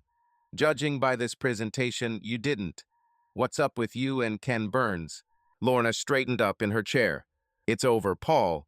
I let things go much further than they should have. But as of yesterday, that's all. I haven't decided what to do about the divorce yet, but I'll keep you posted. And yes, I will try not to mix work with my personal life." "Okay, Lorna, I appreciate it. I'll return the materials to you as soon as I can." Standing up, Lorna muttered, "I really thought that everything was taken into account. Okay, we'll figure it out." As she left Paul's office, her cell phone rang. It was a call from her daughter's school. Until 2 months ago, Lorna was one of the assistant directors there. A familiar number appeared on the screen, her former work phone. She replied, "Lorna Hutchinson." Lorna?" A familiar voice was heard. It was Claire Jensen, her former secretary. "Yes, Claire. How can I help?" "Lorna, we have Katie here." "What? Is she injured? What's happened?" Her first period teacher, Mrs. Schaffer, sent her here. She's breaking the dress code. Can you come get her?" "She what?" "Lorna, you better see it for yourself." "If you come within half an hour, we can do without an entry in her file," Claire replied. Lorna sighed heavily. "I'm already on my way." Driving up to the school, Lorna remembered how she herself was part of the commission that tightened the rules of appearance for students, teachers, and administrators. Entering the reception room, she saw her daughter standing against the wall. Katie was wearing short shorts and a tight sleeveless tank top that showed off her midriff. Lorna put her hands on her hips and almost screamed. "What the? Catherine, what do you call this? Was your brother right?" Katie blushed and lowered her eyes. Claire stood up from the table. "Lorna, your successor, George Brown, is at a meeting now. If you take Katie now, change her clothes, and return her to class, Judy Schaffer has agreed to turn a blind eye. But just this time." Noticing that Katie had a mid-thigh-length jacket, Lorna said sharply, "Put on your jacket immediately and let's get out of here." Then, turning to Claire, "Thank you, I owe you. And Judy, too." Claire smiled. "It's okay, Lorna. I myself was in your place. But that's not all. Our straight-A student failed all her midterms last week. Now she has a maximum of 1.92.0 points." "What?" Lorna screamed. This was already too much. She turned to Katie. "Get into the car quickly. We need to have a serious talk, young lady." They were silent in the car for several blocks. Lorna then demanded, "Well, explain why you came to school looking like this. You know the rules. You know your mother helped write them." "Well, Mom, when you let me buy that bikini, well, you let me buy that bikini." Good God, Lorna thought. "What about exams?" she asked. "You know that your father put a lot of effort into getting you into law school at Harvard." Mom, with all this bullshit that's been going on for the last few weeks, I just didn't want to study. Lorna swerved the car into her yard, waved to the police, and stopped in the garages with a squeal of brakes. Turning to Katie, she said, "After everything that happened yesterday morning, I just can't believe you would do something like that." She waved her hand at Katie's clothes. "Oh my God, this outfit. Now go upstairs and change into something decent and quickly. Maybe we can still get you back to school before the end of the first period. I'll be here, waiting." While she waited, Lorna thought about what Katie had said about her father helping her get into one of the best law schools in the country. It became clear to her that if she really wanted to get back together with her husband, she would have to eat many of her own words. As she drove home that afternoon, Lorna said almost out loud, "Well, at least the meeting with the coaches went well. Glad the day is over, and hopefully the rest of the week will be better." "Not so, Lorna. Things will get much worse before they get better." Later that afternoon, Lorna called her daughter. "Where are you?" Three teachers allowed me to retake the midterms, and the rest gave me extra assignments. So I'm now at the public library, sketching out a plan for how to do this very extra." "Got it, Katie. Well done. About dinner. Buy something for two on the way home. Whatever you want, less from me. Okay, Mom? And one more thing. I'm sorry about Randy and what he said and did." "Oh, Katie, no need to apologize. We both know he was right. I will have to fix everything myself and bring your father back home. But honey, right now I can't even imagine how. Everything will work out, Mom. You'll see. I'll be home in an hour or so." "Okay, Katie. See you." With that, Lorna gathered up Katie's bikini and the swimsuit she'd bought for herself along with the bikini and threw them into the Goodwill box. She stood still with a slight smile, remembering what a stir she and Katie had caused when they tried on swimsuits together. She then changed into a one-piece swimsuit, musing as she walked to the pool, "Well, at least it hides the stretch marks on my stomach and better supports my saggy 43-year-old breasts." While Katie was standing in line at the KFC drive-thru, she called her father. "Daddy." "Hello, treasure. What's happened? Have you talked to Randy?" "Oh, yes. As soon as he left our yard on his way back to West Point, he called, angry as hell and terribly disappointed in his mother and sister." Hutch did not tell his daughter that in the morning Freddie had brought a disc with recordings of Ken and her mother on Saturday night, as well as recordings of the scene with Randy on Sunday morning. "I'm so sorry, Dad. And I also have to tell you something. Something stupid I did this morning at school. I know Mom will never tell you about this, but someone else might spill the beans, and at the wrong time." "What is it, Katie?" Hutch asked, encouraged that his daughter wanted to talk openly with him. If her mother had done the same, perhaps all the events of the last month could have been avoided. Katie told her father how she got dressed for school that morning and how she failed her midterm exams, but she added that her mother talked some sense into her about clothes, and the teachers are helping her fix everything. "I see, treasure. Looks like you just fell for all this fuss. It sounds like you're already taking steps to sort out your grades and get them back to where they need to be. How's Mom?" "Oh, Daddy, especially since Sunday, when Randy said everything. She's just not herself. I don't think she slept at all last night. I know that around 2 in the morning she brings coffee to the police in front of our house every day. She says she wants to fix everything and get you back, but doesn't know how or where to start." "Hold on, treasure. Everything must end soon.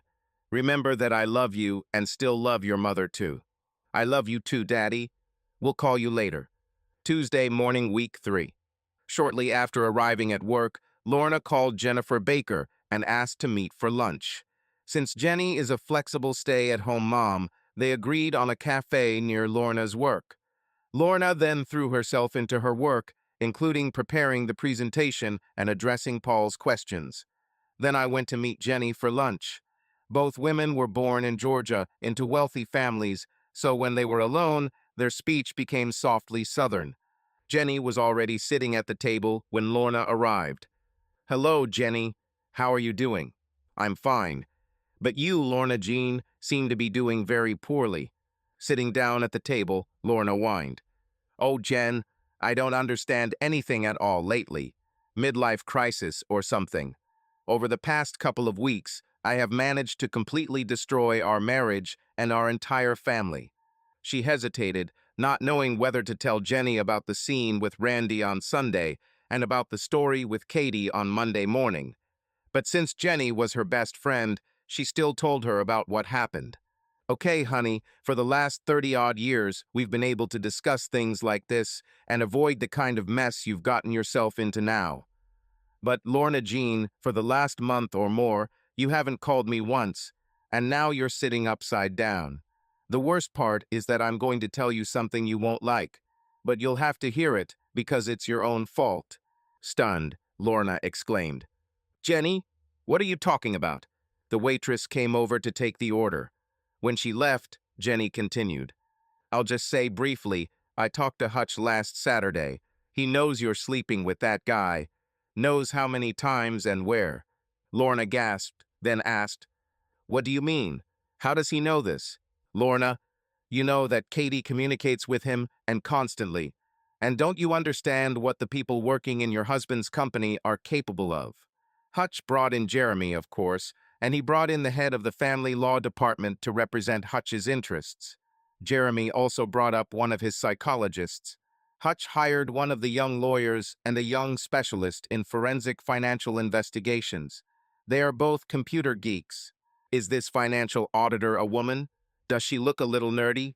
Yes, it seems so. They say she's called Mrs. Columbo because no one takes her seriously. Oh no, I know several people who work for Norma, and I think I recognized her. She was filming that school district party when it all went wrong, and then spent the last week hovering around the district cafeteria. Oh damn, Jenny, I bet she wrote down every word Ken and I said to each other at dinner. But Lorna, it's even worse. Much worse. How can this get any worse, Jen? Well, where can it get worse? Do you know Barbara Johnson, the very face of the foundation? She and I are very good friends. Of course, I also consider her a good friend. So, she called me on Sunday evening, a little upset. She said, firstly, that she did not want to break up someone else's family, and she was very sorry that this happened. She's afraid to talk to you. She's afraid that you'll just bite her head off. Lorna straightened up in her chair, already guessing what she was talking about, and with difficulty, but trying to control herself, she squeezed out. Oh, Jen, Barb is a wonderful person. Not like me, Lorna thought. I know that after the death of her husband in that shootout 1.5 to 2 years ago, she did not have any men. I'm afraid to ask, but go ahead, lay it out. Jenny looked straight into her best friend's eyes. None of them wanted to hear what was about to be said. It turns out that Hutch ran into Barbara at the checkout counter at the supermarket. She asked why he was buying these particular products. Hutch replied that he was tired of restaurant food. Then she invited him to her place for dinner. Lorna, I'm sorry to be the one telling you about this, but I think that now only I can and should say this. And yes, it's Lorna Jean's damn fault. Anticipating that she was about to hear the worst, almost choking, Lorna whispered, Jen, this is all entirely my fault. How could I be so damn stupid? Okay, tell me, what happened next? Jenny took one deep breath and blurted out. After the boys went to bed, Barb and Hutch drank a glass of brandy, then a second, then a third. One thing led to another, and they went to bed together. Lorna gasped and felt like she was about to faint. Oh, no, no, no, and then moaned, Normie, I can't stand this. I need you so much. Please come back. I can't live without you. Oh God, how to end this nightmare. Maybe wake up or die, at least something. Then their lunch arrived and Lorna was able to pull herself together a little. When the waitress walked away, she continued almost in a whisper. Jen, I have to stop all this, make everything stop abruptly. Just fix it anyway. I need Norm back. I need him so much. I just can't live without him. I haven't slept since Saturday, and before that I slept for 2 hours maximum. And I woke up in nightmares, the worst I had ever seen. but I don't know what to do. I'm afraid I'll lose him. And then I will die. I know that I will die. Jenny put her hand on Lorna's wrist and said softly, Lorna, when I talked to Hutch, he admitted that you hurt him very, very badly. But he also said that he still loves you and that there will be no divorce.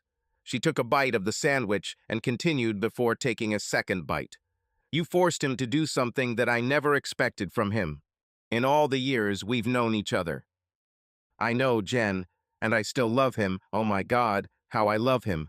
Now I myself feel how painful it is. I imagine how much pain I caused him. Oh damn, just imagine that my husband is sleeping with another woman, and even with Barbara. Oh God. You and I know that she is not one of those who sleep with just anyone. God, this makes it twice as painful. Surely they had a good time together. She muttered, barely audible. Oh, Normie, I'm sorry, I'm sorry. Then Jenny said, I need to tell Norm this, but I'll tell you too. Just please, no one. When I couldn't sleep, I sat on the internet and read a bunch of stories on websites. Most of the cheating wives in these stories repeat one thing. They say that everything is better with their lovers than with their husbands. Their virtues are better, and they know how to give pleasure. All the wives describe wild, mind-blowing activities, and everyone insists that it's just sex. So, Jenny, it's not like that with Ken at all. He's not nearly as big as Norm, and he doesn't understand what needs to be done to keep me happy. Jenny grinned. I understand your secret is safe with me. But in general, Lorna, it's clear that you are not one of those who knows how to deceive your husband. You are a wonderful wife, mother, and social activist. But cheating on your husband is not about you, and your choice of lovers is also inappropriate. You're just not born for such things, and I'm the same. Well, now let's eat. They ate in silence for a couple of minutes. Then Jenny said, Lorna, I think you just need to go to him and crawl on your knees, beg his forgiveness, and ask him to come back. I bet he will meet you at least halfway. Lorna wiped away her tears with a napkin. Yes, I think you're right. Or rather, now I know for sure that you are right. The last few nights I've been up at 2 o'clock to take coffee and cakes or donuts to the police who keep journalists away from the house. The shift manager knows all four of us well and says the same thing to swallow our pride, as he puts it. Jenny smiled. Yes, it seems to me that this is the only way everything will work out. Although the first step, I think, is this. Withdraw the petition for divorce. He won't give it himself. So why waste money on this cheap lawyer of yours? After lunch, Lorna called the office and said she wasn't feeling well and was taking the rest of the day off. In truth, she felt bad not from illness, but from the realization that her husband had spent the night with another woman. It took her a long time to return home, wiping away tears all the time. Jenny was right. This was entirely her fault, and she understood it perfectly. When she returned, Lorna threw herself on the bed and cried for an hour. Around 2, she swam in the pool, then went to the kitchen and put on the coffee. After that, I took a shower and changed clothes. Just as Lorna was about to drink a cup of coffee, the doorbell rang. Opening it, she saw a man in a suit with a briefcase in his hand. Jeremy? Oh, are you sure you can come here without my lawyer? I mean, don't worry, Lorna. I'm not Hutch's lawyer, and I'm not here about your divorce. I came to talk about other cases filed because of this divorce, where you are a key witness. I see, Lorna sighed, stepping back to let him into the house. Come in. Closing the door behind him, she added, Jeremy, well, I'm actually glad you came by. I had lunch with Jenny today. I really need someone to help me right now. Will you have some coffee? Just cooked it. Yes, Lorna, thank you. Black will do. And yes, Jenny called me after your meeting. Lorna motioned him to a table in the kitchen area. He sat down, opened his briefcase, and pulled out 2 folders of documents. She recognized them as legal documents. Placing a cup of coffee in front of him, Lorna sat down opposite him and asked, What do you have there, Jeremy? After taking a sip of his coffee, Jeremy replied, Let's start, Lorna, with a lawsuit against Mr. Kenneth Burns. He handed her one of the folders and continued, Another interference in marital relations resulting in divorce. After reading a couple of pages, Lorna gasped. 2 million, Lorna, Jeremy said, leaning towards her. We found out that he has a trust for $20 million, which was drawn up by his grandfather. Working in school administration is just a cover for him to get closer to women like you. We found 7 others whom he turned into, roughly speaking, sex toys. He planned to do exactly the same thing with you. Lorna was still looking at him in horror, and her situation was only made worse by what she learned at lunch. Jeremy, where? How do you know all this? Lorna, sounds like you have no idea about the capabilities of the people working for your husband, huh? Jenny's words came back to Lorna, but she still couldn't find an answer. He continued. Webcams and bugs were installed in this house even before that school party. On Monday after the party, they were placed in the master bedroom, guest bedroom, living room, and family room. And there are 2 in the kitchen area, so we also have full footage of Randy's scene on Sunday morning. She gasped, but was still speechless. Jeremy continued.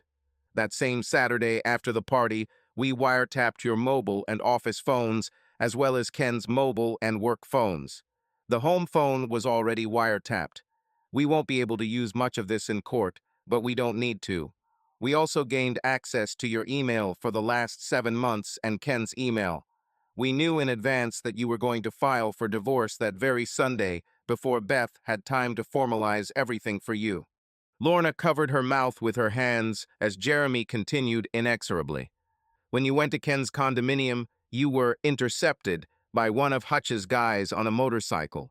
Then they put trackers on both of your cars. When you went out to dinner, they put webcams in his living room and bedroom. Lorna lowered her head. Oh God. Lorna, you should have guessed and warned the guy. Your husband and I play in the big leagues, and here we just trained on cats a little. Tears rolled down Lorna's cheeks again, and she, barely breathing, squeezed out. Jeremy, what should I do to get it back? I love him madly. I need him so much. Oh God, help Jeremy, help me, please, I beg you. Jeremy spoke in a more commanding tone. We'll come back to this later. He shifted another folder to her side of the table and said, and now we need to discuss this lawsuit. Lorna, already horrified by what she had heard, gasped again when she saw that the defendant was the school district and the plaintiff was her husband. But she almost had a stroke when she saw the amount of the claim. She said out loud, 7.5 million. Looking at her with his slightly self-confident smile, Jeremy said, That's right. The county has a lot of opportunities, and I will get every cent. But Lorna, you, Ken, and Dr. Allen are the main witnesses. In any case, I am sure that you 3 will be thrown out of the school administration. He took a sip of coffee, then continued, Lorna, listen to me carefully. Any one of these lawsuits could destroy you, so much so that you will be ashamed to even leave the house. But I still haven't taken them to court because Hutch won't sign. He still loves his wife. Honestly, I don't know why, but he loves you very much. If something like that happened to me, what happened to him, with my enormous self-esteem, I would not be able to live with it, and Jenny knows it. But Hutch never acted out of ego, and that's a fact. Lorna sat there, stunned, realizing that she had wanted to use her friendship with Ken to learn how to communicate better with Hutch and strengthen their marriage, and it had turned out to be a disaster. She fully understood how much she had made a mistake. It seemed that she was stuck in the mud deeper and deeper, and this mud turned into quicksand. Her breath caught in her throat, and she almost didn't hear him when Jeremy said, But you still have one advantage. Hutch believes that in many ways you were a victim of this story. However, these words of his gave her at least a little hope. Through tears, she looked at Jeremy and whispered plaintively, Jeremy, you are his best friend, his only true friend.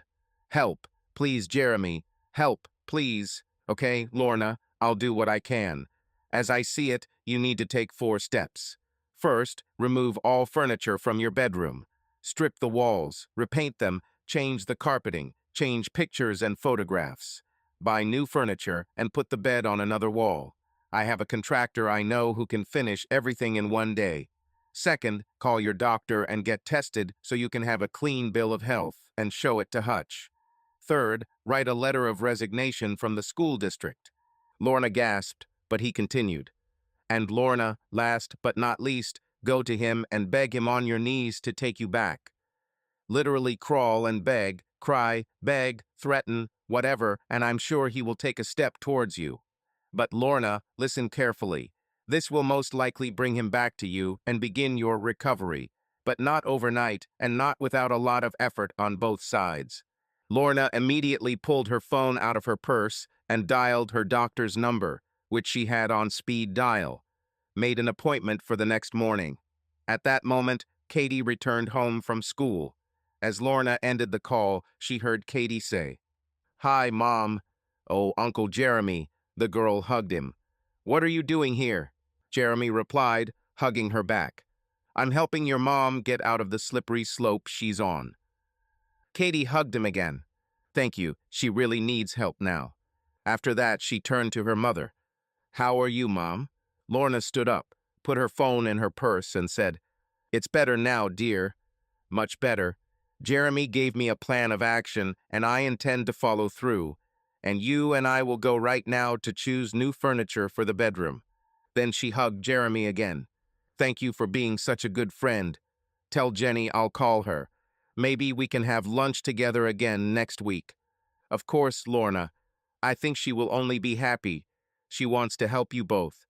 "What to do with that guy, Ken?" Katie suddenly blurted out.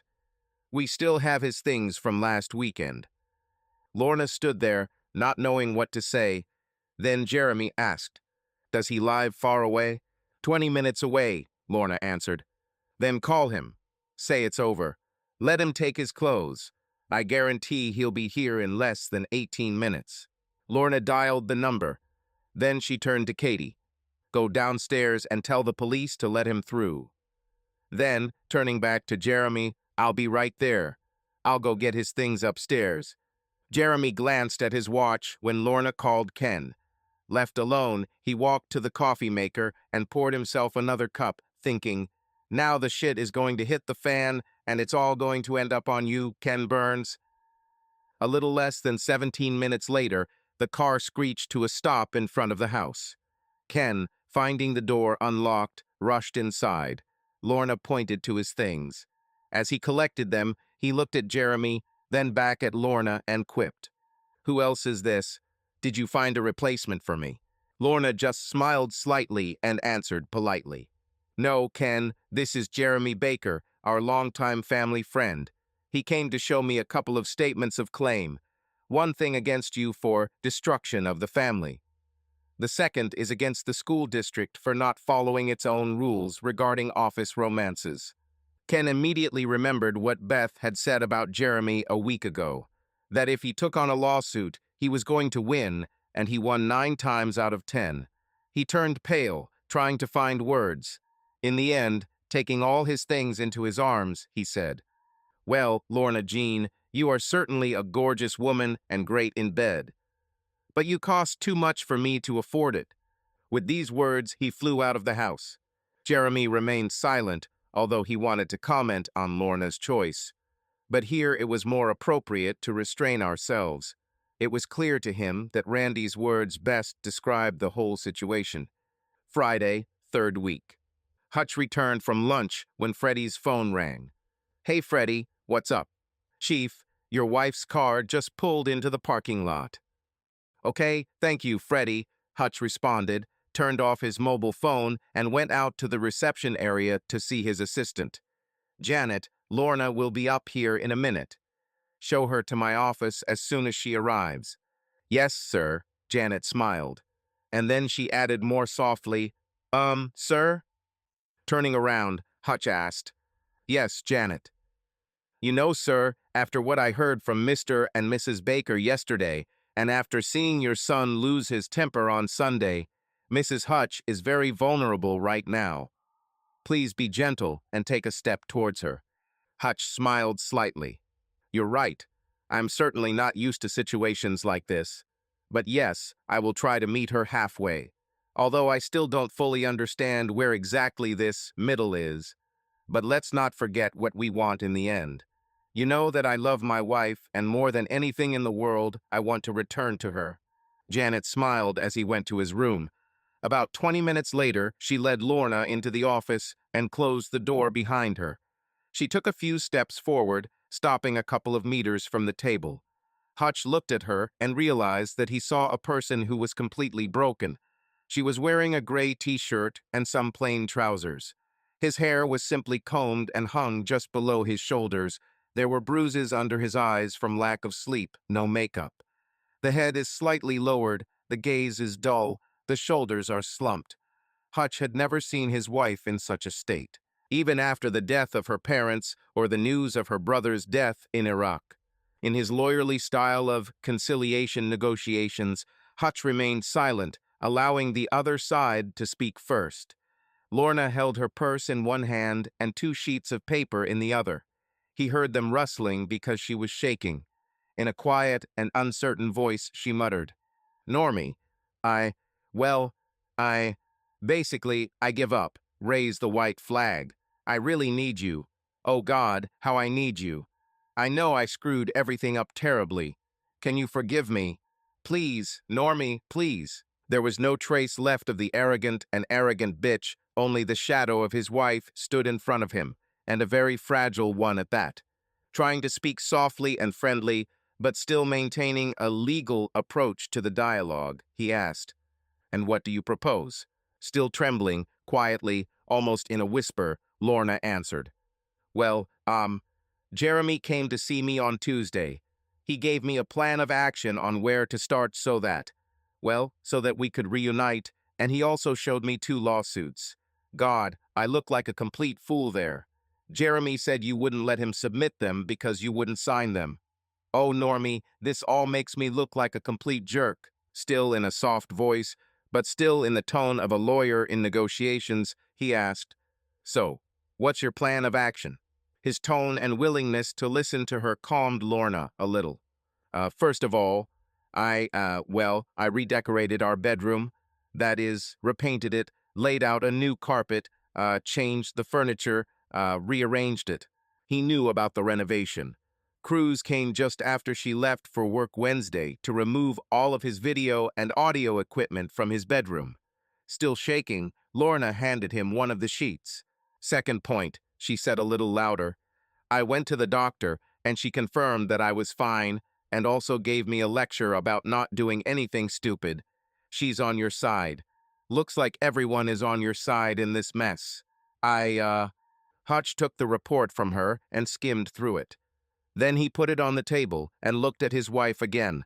She shifted a little, then handed him the second sheet. The way her hand shook showed how tense she was. The leaf even rustled as she passed it across the table, again in a very quiet voice. Thirdly, I'm resigning from the school district. Normie, I realized that I simply couldn't work without you." She finished the sentence almost with a sob. Then she shifted from foot to foot. "Normie, I don't even want to try without you." Hutch understood that she had worked long and hard to achieve her position in the school district, and her intentions were completely honorable. It pained him to see how hard it was for her to give up all this, but he couldn't help but feel some kind of joy that she was willing to sacrifice her work so that they could be reunited. He carefully read the letter of dismissal as an important document for the case. When I looked again to where she stood, Lorna was no longer visible, and suddenly he noticed how she, crawling on her stomach, walked around the table to the left. As she crawled up, she cried and whined even more pitifully. Um, um, Jeremy said that, I need to go as low as possible and crawl, beg, and humiliate myself. Please, Normie, I'm sorry. I'm so sorry. She wrapped her arms around his left leg and dropped her head into his lap. "Please come home. Please, I can't. Oh, Normie, I can't even sleep if you're not around. I need you so much, Normie." Noticing her purse on the table, he decided to conduct one last test of her sincerity. Hutch pulled his cell phone out of his purse, noting that it was turned off. He brought it to her face and said, "Call your lawyer and ask her to file a petition to withdraw your divorce suit." He wanted to see how quickly she would react. Without hesitation, Lorna grabbed the phone, turned it on, and leaned against her desk drawers as she speed dialed the lawyer's number. Answered. Office Elizabeth Myers. Lorna put the phone on speaker so Hutch could hear the entire conversation. Hi, Carolyn. This is Lorna Hutchinson. Oh, hello, Mrs. Hutchinson. How can I help? Is Beth there? No, ma'am. She won't be back until Monday. Would you like to leave a message? Yes. Tell her I want to withdraw my divorce suit. Okay, then I can prepare the appropriate request for you to sign. If you come before 5 and sign, I'll put it on her desk. Judging by her last remarks, I think she won't hesitate and will get everything done right away, Carolyn answered cheerfully. Carolyn's words brought a small smile of satisfaction from Hutch. Okay, Carolyn, thank you. It's 1:30 now. I'll be with you in 15 to 20 minutes. Okay, Mrs. Hutchinson. I'll prepare the documents and go in the back door and then use those elevators at the end of the hallway. There are no reporters there. We have several high-profile cases similar to yours, and journalists are literally on guard outside the office. They even tried to take a seat right next to us. Beth had to call security. Thank you, Carolyn. See you later. Lorna turned off the phone and handed it back to Hutch. He handed her a list of 3 items. I'll arrive at about 5:30 or 6. If Katie is there, buy her a steak too. She threw herself on his lap. Thank you, my husband. I said something that I want to take back. What exactly? I said that maybe I don't love you anymore. Oh, Normie, I love you, always have loved you, and will always love you. I love you with all my heart, and I miss you so much. Oh, how I missed you. Come home, a luxurious dinner, and everything you want awaits you. For the first time in almost a month, he touched her, ran his palm over her cheek, and ran his fingers through her hair. And then, in the same gentle but firm voice, he said, I need my wife. Someone encroached on it and tried to take it away, but I don't like it one bit. She looked up at him. I'm very sorry that I allowed this to happen. Never ever. Come home and take your property. Rising up, Lorna said, I promise you, dear husband, you won't regret it. See you at 6:30 or so. She smiled at him, turned around, and left the room. He looked after her and thought, she's moving much more cheerfully than when she came in, but still not like my former wife. The head is lowered, the shoulders are hunched. I had never seen her so depressed and defeated. I pray I never see again. After a short time, Janet looked in the door. Well done, sir. She left with a smile. Thank you, Janet. Put me through to Mr. Baker, please. A few minutes later, Janet's voice came over the intercom. Mr. Baker is on the second line. Hey, buddy, Hutch greeted. She was with me a few minutes ago. Looks like our plan worked and broke this bitch. She left. The real Lorna is about to return. Jeremy grinned. Great, Hutch. So how is she? Oh man, Jeremy, she looks terrible. I hope and pray that I never see her in this condition again. Do you remember what she looked like at her brother's funeral? Yes, I remember. So, multiply that condition by 2 or even 3. I, however, cheered her up a little. I sent her to sign documents about withdrawing the claim, instructed her to get something, and said that I would come at 6. Jeremy laughed. Hutch, I've known you for so many years, and you still manage to surprise me. He laughed again. So you're going to take what she denied, that idiot Burns, huh? Yeah, old man. Maybe I'll never do that with her out there again. But tonight, yes, once or twice, so that she remembers who is the owner, if there is no other way. Jeremy stopped laughing, but you could hear in his voice that he was still smiling. I understand what you mean. Jenny and I did it there a couple of times early in our marriage, and she saw it that way. We haven't repeated this since then. By the way, did she crawl? On the stomach, as low as possible. But what really made me understand her seriousness was her resignation letter. Her pain was visible and felt when she held it out. Well, it confirms that she values your marriage and family above all else. She just fell into a trap that sometimes happens in life, and it's good that we helped you get it out. Yes, Jeremy, I'm very glad you were there. You know, if you ever find yourself in shit like this, I'll be there too. Thanks, buddy. Listen, we'll talk on Monday. In the meantime, spend the weekend with this walking wife. Remind her who really loves her. Yes, that's my plan. Until Monday. Lorna slipped unnoticed into her lawyer's office and left, thinking, maybe this nightmare will end soon. On the street, she called Randy, caught him between couples. Hi, Mom, he answered in an insistent tone, surprisingly similar to his father's. Hey, Randy, Lorna said remorsefully. I wanted to tell you that I have withdrawn the divorce suit. Well, everything will be formally formalized on Monday.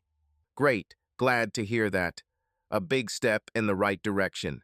Because lately you haven't been going there at all. I know, Randy, but today Dad will come home and we will try to fix everything. Well, that makes me happy too. Another step in the right direction. Mom, I'm almost in the audience, but I'm really glad you called. Randy, one more thing. Dad gave me a list of a couple of things for today. One of them with a strange name. I don't want to go to the pharmacy and ask this. Lorna thought she heard her son chuckle quietly. Where are you now, Mom? About a block and a half south of my father's office. Fine. You will see a street that goes east. You walk along it for a block and a half. There will be an alley on the right. You walk along it for about 15 meters, and there will be an erotic bookstore. They will probably have what you need. I was glad to hear from you, Mom. You made my day. I'll call Tim tonight and tell him. Okay, Randy, I love you. I love you too, Mom. Glad you're with us again. Bye. Leaving the small store, Lorna read the label of her purchase. She had never had a problem with this, so what was she going to do with her this evening? Smiling, she thought, well, Norman Hutchinson, now it's all yours. As she made her way back to the main street, she noticed a tattoo parlor across the street. Remembering a story from the site about a man branding and betrothing his romping wife, she went inside. The master quickly sketched the desired drawing and got to work. As she left the salon, Lorna thought, okay, now I'm branded forever. Next stop is my favorite jewelry store, and then a supermarket. As she approached the car, Lorna received a call from Katie. Hello, Mom. Look, I have notes from all of my teachers.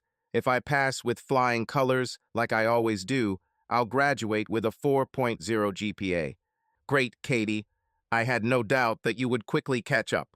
But before Lorna could say anything about her father, Katie added, Mom, I was invited to a sleepover with Lori Jameson today. I'll be back tomorrow for lunch. Can I?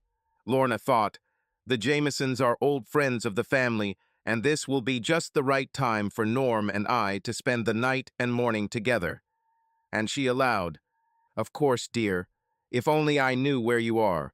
I'll have a surprise for you for lunch tomorrow. Thank you, Mom. See you tomorrow. Returning home, Lorna immediately began preparing dinner, but suddenly she paused and called Jenny. It's me, Jen. He's coming back today. It's almost over. My self-created nightmare is finally coming to an end. Wonderful, Lorna. I knew that you wouldn't last long without each other. Yes, it's true. Let's meet on Tuesday or Wednesday for lunch in the same place.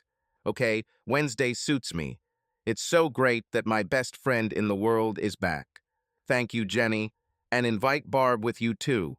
I want her to know that I don't hold it against her. It was terribly painful to hear about this, and it still hurts. But I'm not going to tear her head off, and I want to remain her friend. I'll explain that it's my fault. If I had not climbed on my high horse, nothing would have happened. Tell her I got kicked off it. Okay, Lorna, I think she'll like it. Call me on Sunday and tell me how you're doing, okay? Okay, Jenny, until Sunday. While preparing dinner, Lorna looked at her watch. It was 5:40. While she was setting the table, she heard the garage door open. She smiled and lit a candle. Hutch walked into the kitchen without his briefcase, turned off the phone, and placed it next to hers on the counter. She smiled and walked around the table, stopping about a meter away from him. Still smiling, she said, Hello, my husband. My phone is also turned off. Hutch looked at her for a few seconds. Dark circles are still visible under the eyes, and her hair is disheveled as if she had combed it with fingers. But he thought, yes, now you really look more like my wife. He hugged her and kissed her. When they pulled away, all he said was, hello. She stepped back slightly, bouncing on her toes. I'm so glad you're back. You don't know yet how glad I am, but you'll soon find out. Dinner is almost ready, the table is set. And Norm, I completed all 3 tasks for today. Before she turned to the stove, he noticed a new wide gold ring on her right index finger and, intercepting her hand, asked, what is this? Normie, when you weren't there, I couldn't sleep. I was surfing the internet and came across sites with stories. Several mentioned the devotion ring worn on the right index finger. It is in sight all the time. It is harder to ignore. He smiled, expressing agreement. Not a bad idea. The same story said that the husband gave his errant wife a brand in the form of a tattoo, she said, lifting the hem of her dress and showing a fresh tattoo. He looked at her snow-white thigh and noticed the bright blue numbers 100% there. Above them, in an arc, was written in black letters, Hutch's, and below in a semicircle was property, under which was the inscription in red letters, no trespassing. Smiling, he asked, why did you do this? She lowered her hem and pressed herself against him. Is it normal? During this time, I realized something. First of all, I love you more than words can express. Secondly, I can't exist without you. I need you, Normie. Without you, I am not whole.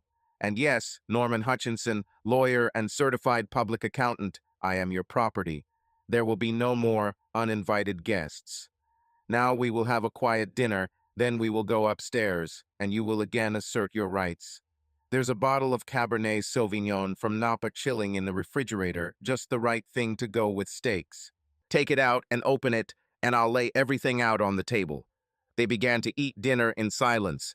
Then Lorna asked, how do you like your steak? Excellent, my dear. You are the only person who cooks steak the way I like it. Lorna Jean, you are a great cook. She smiled and purred contentedly. Thank you. They ate in silence again for a few minutes, and suddenly he spoke. Lorna, Jeremy and Jenny bought me dinner a couple of times while this was going on. One evening, after eating, Jeremy and I sat on their patio and talked about the last 25 years with us and almost 27 with them. Hutch took a sip of wine. We came to the conclusion that none of us would be where we are now if our wives weren't around. You say you need me. I need you as a wife too, Lorna. It worries me very much that we have become so distant and that work has come between us.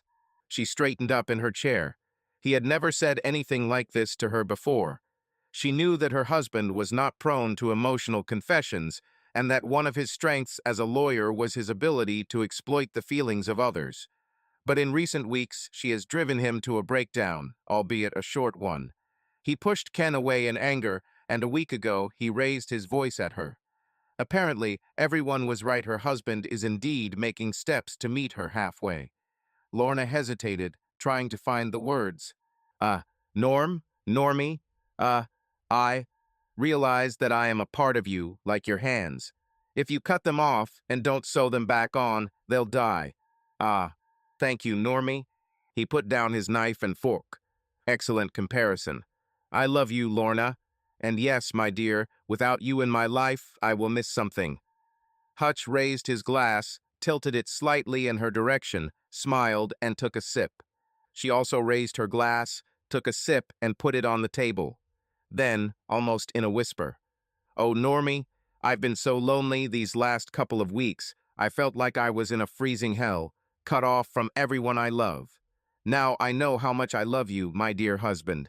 I want to confess something that I don't want to tell a consultant or anyone. Let's keep this between us, okay? Certainly. You can trust me. That morning when I brought my resignation to Paul, he said he talked to you and Jeremy about 2 lawsuits. I just went out into the yard, sat in the gazebo and cried. And then the next day, when I decided to go to your office to carry out my action plan, I was afraid to even go up to you. I was so ashamed. I sat in the car for a long time. I was afraid that you wouldn't want to see me or talk to me. I thought that if you don't take me back, I'll buy a pack of sleeping pills. I just couldn't spend another night in our bed without you. He put down the cutlery and took her hands in his. Oh, Lorna, my dear Lorna, I didn't think we'd driven you into such a dead end. Sorry. I love you too much to even hear that you had such thoughts. He shuddered with horror that he could lose her because of this whole story. Oh, Norm, I love you too. But it was my own stupidity, my own decisions that brought me to this point. I feel so naive, gullible, and an idiot. And then on Tuesday I had lunch with Jenny, and she talked about you and Barb Johnson. Oh God, Normie, I was in so much pain. And then I realized how much I hurt you. I'm still hurting, so you're probably still hurting too. Jeremy said that you installed cameras and microphones at our house and at Ken's condo, so you know all the stupid things I said and all the words I said. Tim and Randy were right to tell me off. I could also set up Katie. Oh, Normie, she moaned pitifully, squeezing his hands harder. Still looking into her eyes, he replied, Yes, I forgive you. Barb was terribly ashamed herself the next morning. She doesn't want to break up other people's families, and I didn't do this either for revenge or for any similar reasons. I would never do that with you or Barb. But Lorna, this was an isolated incident. However, now listen carefully. I need to tell you everything, and then we will try to put this behind us. And what I say now is also just between us. We had the worst scandal that morning. It seemed to me that he was worse than when I left home. When I came to Barb, I assumed that you might lead to a divorce, and I was also afraid that you were trying to replace me with Ken.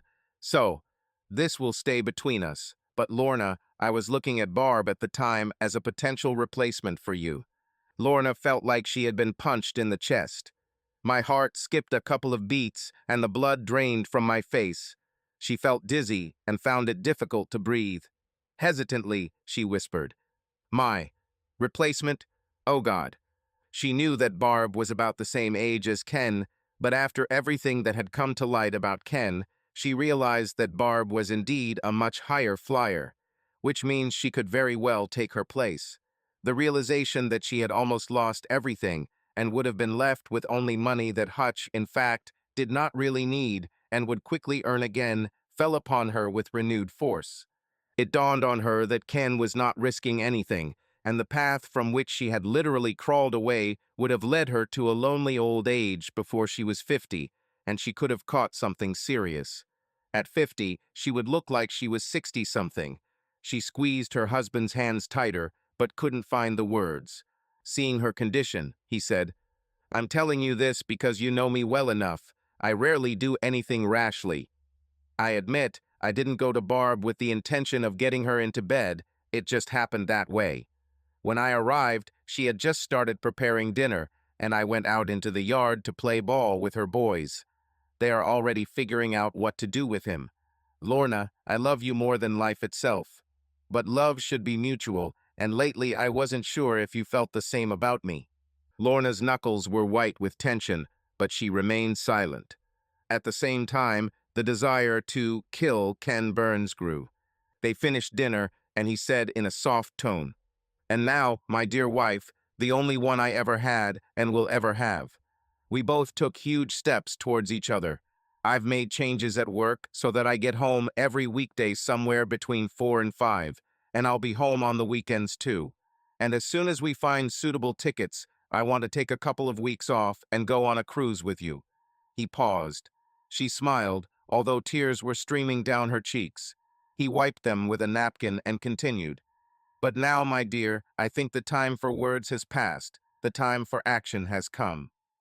What's under that dress? I know there are no panties there. He blew out the candle and helped her up. I think you should leave the dress here. He walked around the table and stood behind her. On Normie, I'll be naked. Noticing that she had only drunk a few sips of wine, he whispered, this is exactly how I want to see my wife, now sober and naked. He unzipped her back, and the dress slid down to her feet. Tomorrow we will find the same ring for me. Let it remind us both that we have renewed our mutual devotion. But I probably won't get a tattoo. Lorna leaned her head back on his shoulder, turned to him, laughed, and whispered, "As you wish, my husband, my lover, my everything." Hutch picked up his wife and carried her into the bedroom. As they walked, she whispered in his ear, "Normie, if I ever do something that's stupid again, spank my bare ass, slap me. Just don't ever leave me. If you leave, I just know, without any doubt, I will just lie down and die. I'll remember this.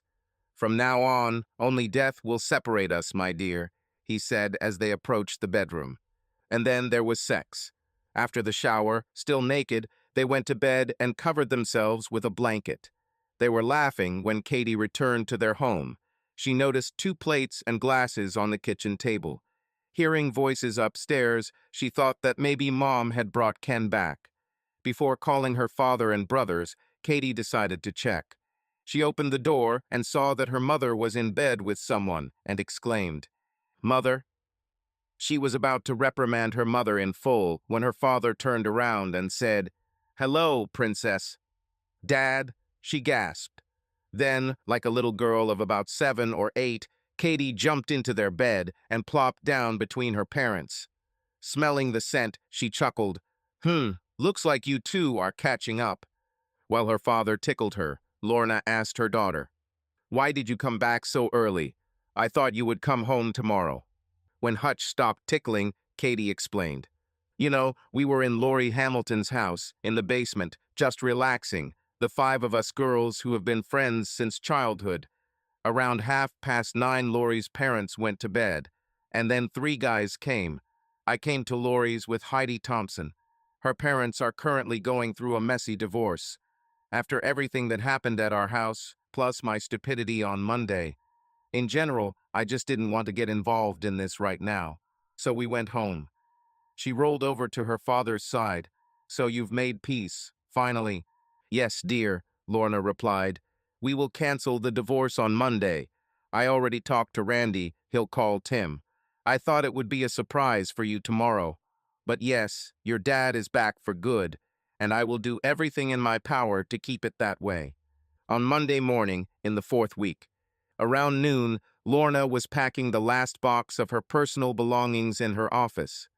Ken confidently entered the office with his usual self-confidence and said, "Are you going? I heard you quit. I tried to call you a couple of times. I thought maybe we could meet and sit over a cup of coffee. Let's talk." Lorna interrupted him. "No, Ken, never. My husband returned home on Friday evening and took possession of his property. Took all. And yes, Ken, I mean everything, and more than once. I also want to say that now he is the only one who will ever be with me as long as I live. To tell you the truth, I realized last weekend that Norman has bigger weapons and is a much better lover than you."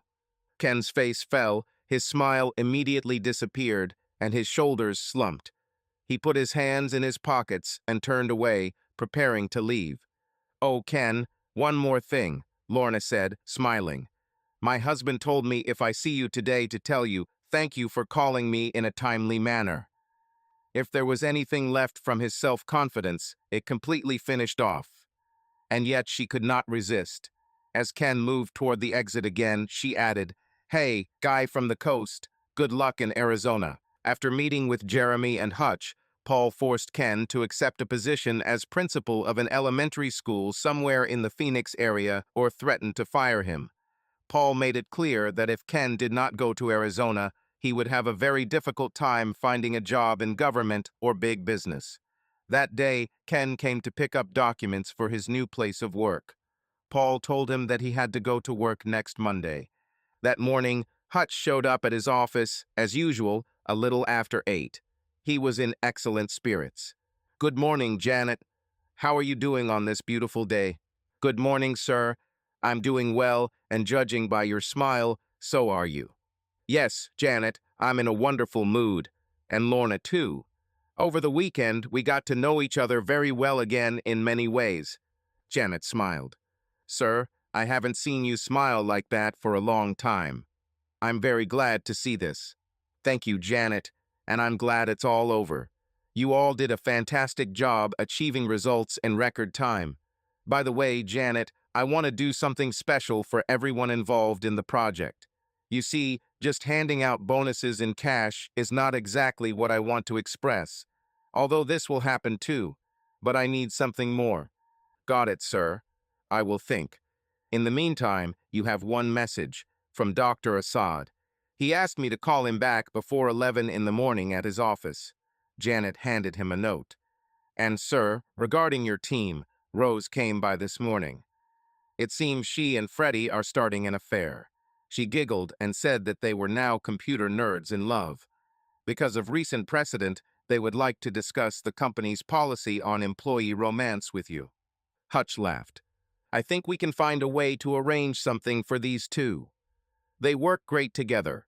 You know my schedule. Schedule them around the middle of the day, even if you have to move something else. I just wanted to talk to them about the audit in Dallas. I think they are the very people who can dig everything up. By the way, Freddie is a licensed attorney in Texas, right? Yes, sir. I think Texas was the first state where he took the exam. He is originally from Houston. Great. Agree on a time and let me know. I need to discuss a couple more details with them.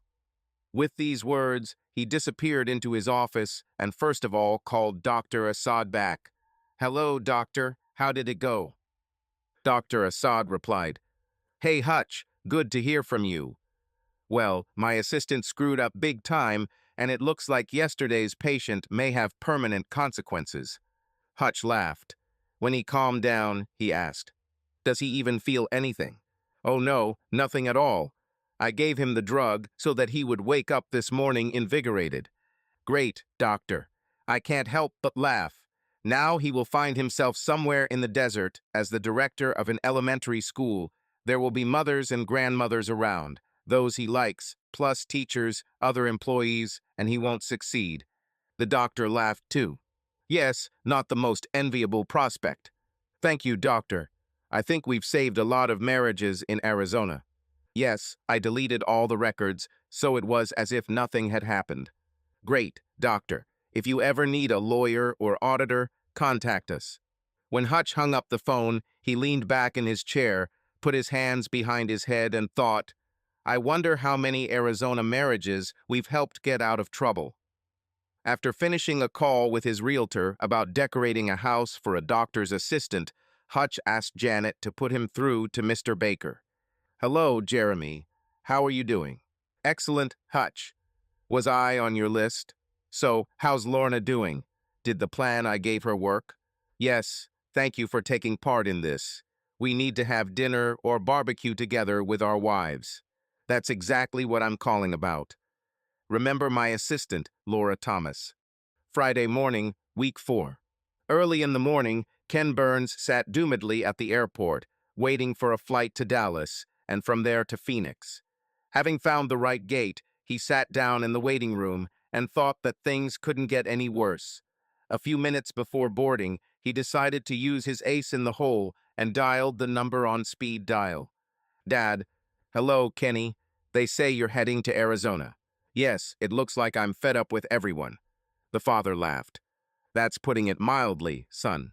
Listen, Dad, maybe you can somehow arrange for me to be transferred to the north or somewhere on the Atlantic coast, even to the area, Washington. Not this time, son.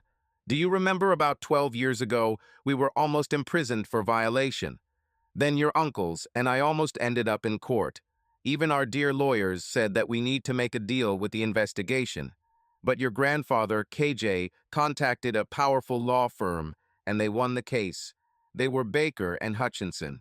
I hope you understand who they are to our family. Ken finally wilted. It never occurred to him that Hutch and Baker had once saved his entire family. As soon as I found out that you were confused with Hutch's wife, my father continued, everything became clear to me. Any of them could send you to the desert with one call, moreover, in the form of a nameless corpse. So be glad that you were only sent to Arizona and left with a diploma. Moreover, I am cutting you off from your family. You have your own money from the trust, but you disgraced our name with your behavior, and then you are on your own. Stunned, Ken finally sank into despair when the flight attendant announced boarding for the first-class flight. Monday morning, A week later, at just after 8, Hutch walked into Janet's waiting room. He was in high spirits. "Good morning, Janet. How are you on this wonderful day?" "Excellent, sir. How are you?" "You can't imagine how happy I am. Over the weekend, the whole family gathered with us again. I think we will soon become even more united than we were 7 or 8 months ago. Lorna and I are confident that we would not wish anyone to go through what we have experienced in recent weeks, but we try to make the most of it. I'm very happy for you, sir. How is it at home?" "Thanks, everything is fine. The children are doing well in their studies. The husband is happy with his job, but he would like to do something like golf. A paunch is appearing. And you play by yourself, right?" "Yes, sir, but I have a membership to that country club. I never remember its name. We should all get out there. Find us a foursome for Saturday morning and let me know. Oh, Janet, on the field, you and your husband can call me Norman, Norm, or Hutch, but certainly not sir, okay?" "Okay, sir. I'll check the time and let you know. And your first visitor is already waiting in your office." "Thank you, Janet." He smiled and went into his office. Beth Myers was waiting for him there, fidgeting nervously in her chair. "Hello, Mr. Hutchinson. Thank you for agreeing to host me. I wanted to apologize. I shouldn't have even touched your wife's business and contacted you. Some colleagues warned me, but I'm too stubborn." Hutch didn't say anything, just looked at her. She no longer looked as confident as before.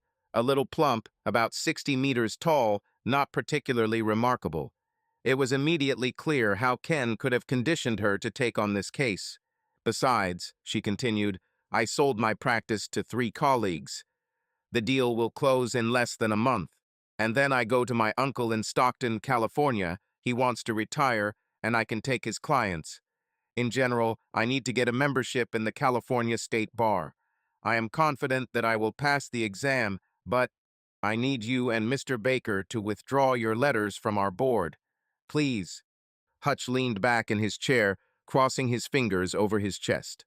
"And why on earth should we do this? If you do this, I will definitely leave the city, and I will stop bothering you." "Fine. I will consult with Mr. Baker, but if by such a date next month you are out of town, we will withdraw our letters." Beth hastily put the cup on the table and jumped up. "Thank you, sir. I won't let you down. As soon as I buy a ticket, I will call you from the airport and give you the flight number. Thank you again." She said goodbye and left. A few minutes later, Janet came in. "Looks like everything went well." "Yes, Janet. Get me Mr. Baker." When she left, Hutch laughed quietly and said to himself, "Victory. Sweet taste of victory." A month later, having spent 15 days on a river cruise in Europe with her husband, Lorna was sitting at a round table that evening with her entire family and a few other guests. A semi-annual benefit dinner was held for the Police and Fire Foundation. Today, she had to give a reporting speech. Looking at the entire table, Lorna felt a sense of peace. To her right sat her husband, who helped her prepare her speech. On the left is her son Tim with his girlfriend, then Randy with his, then Katie with her beau, and then Barbara Johnson with Hutch's brother, Michael, a Navy officer recently transferred to a base in Norfolk. Hearing the presenter announce her name, Lorna stood up, picked up her abstract cards, and walked to the podium. After adjusting the microphone, she began. "I must admit, after everything that has happened recently, and after my own stupidity, it is not easy for me to stand here before you today. I know you all know me as Lorna Jean, but in order to put an end to rumors, media reports, and clarify the situation, let me introduce myself again. I will be until my very last breath." Here she looked at her family, fixing her gaze on her husband, Mrs. Norman A. Hutchinson, lawyer. She raised her left hand, showing how the diamonds sparkled on her ring finger. The audience applauded in response, followed by cheers of approval. When everything was quiet, she heard Jeremy shout loudly, "Welcome back, Lorna Jean." Hutch sat and listened to his wife's speech, feeling how proud he was of her. Smart, beautiful Lorna Jean Hutchinson is the woman he truly loves. Yes, both of them are not sinless, but she remains his wife, and he remains her husband, and he loves her in a way that cannot be expressed in words. In the depths of his soul, he believed that with their mutual work, with the help of psychotherapy and over time, his trust in her would be fully restored. She gave all her strength to fix this mess, as she herself put it, and in some ways her efforts even strengthened their relationship, making them closer. Maybe that's why he allowed the situation to go so far. At one of the nearby tables sat several young, unmarried lawyers from a large firm. They quietly discussed Lorna's brief affair with Ken. As her speech came to an end, one said, "I understand why he was attracted to her. If I were him, I would try it myself if there was even a slight chance that I could get away with it. She must be fired in bed." Another objected, "Yes, but he is now exiled to the desert, to Phoenix, Arizona. Nothing good." Third, "Moreover, they say he has problems with intimacy, and the doctors shrug their shoulders. Ken is sure that this is Hutch's doing." An elderly lawyer in his 40s, sitting next to him, said with a grin, "Of course, but you can't prove it." After a few more performances, there was live music for dancing. Hutch stood up, took his wife by the hand, and led her to the landing. The first number was a calm composition. He hugged his wife and said in a whisper to a quiet melody, "You did great today, darling." Lorna looked up at him and whispered, "All thanks to the wonderful literary Black, who, moreover, is the love of my life. He helped me prepare and believe in myself. Thanks, Norm. I love you, Lorna, and I love you. I will never fail again, I promise." She clung to him even tighter as they danced smoothly. Subscribe to our channel so that your love doesn't cheat on you, and go ahead and listen to the next story, because this story is nothing compared to the next one. If you're under 18, don't even think, click to the next one.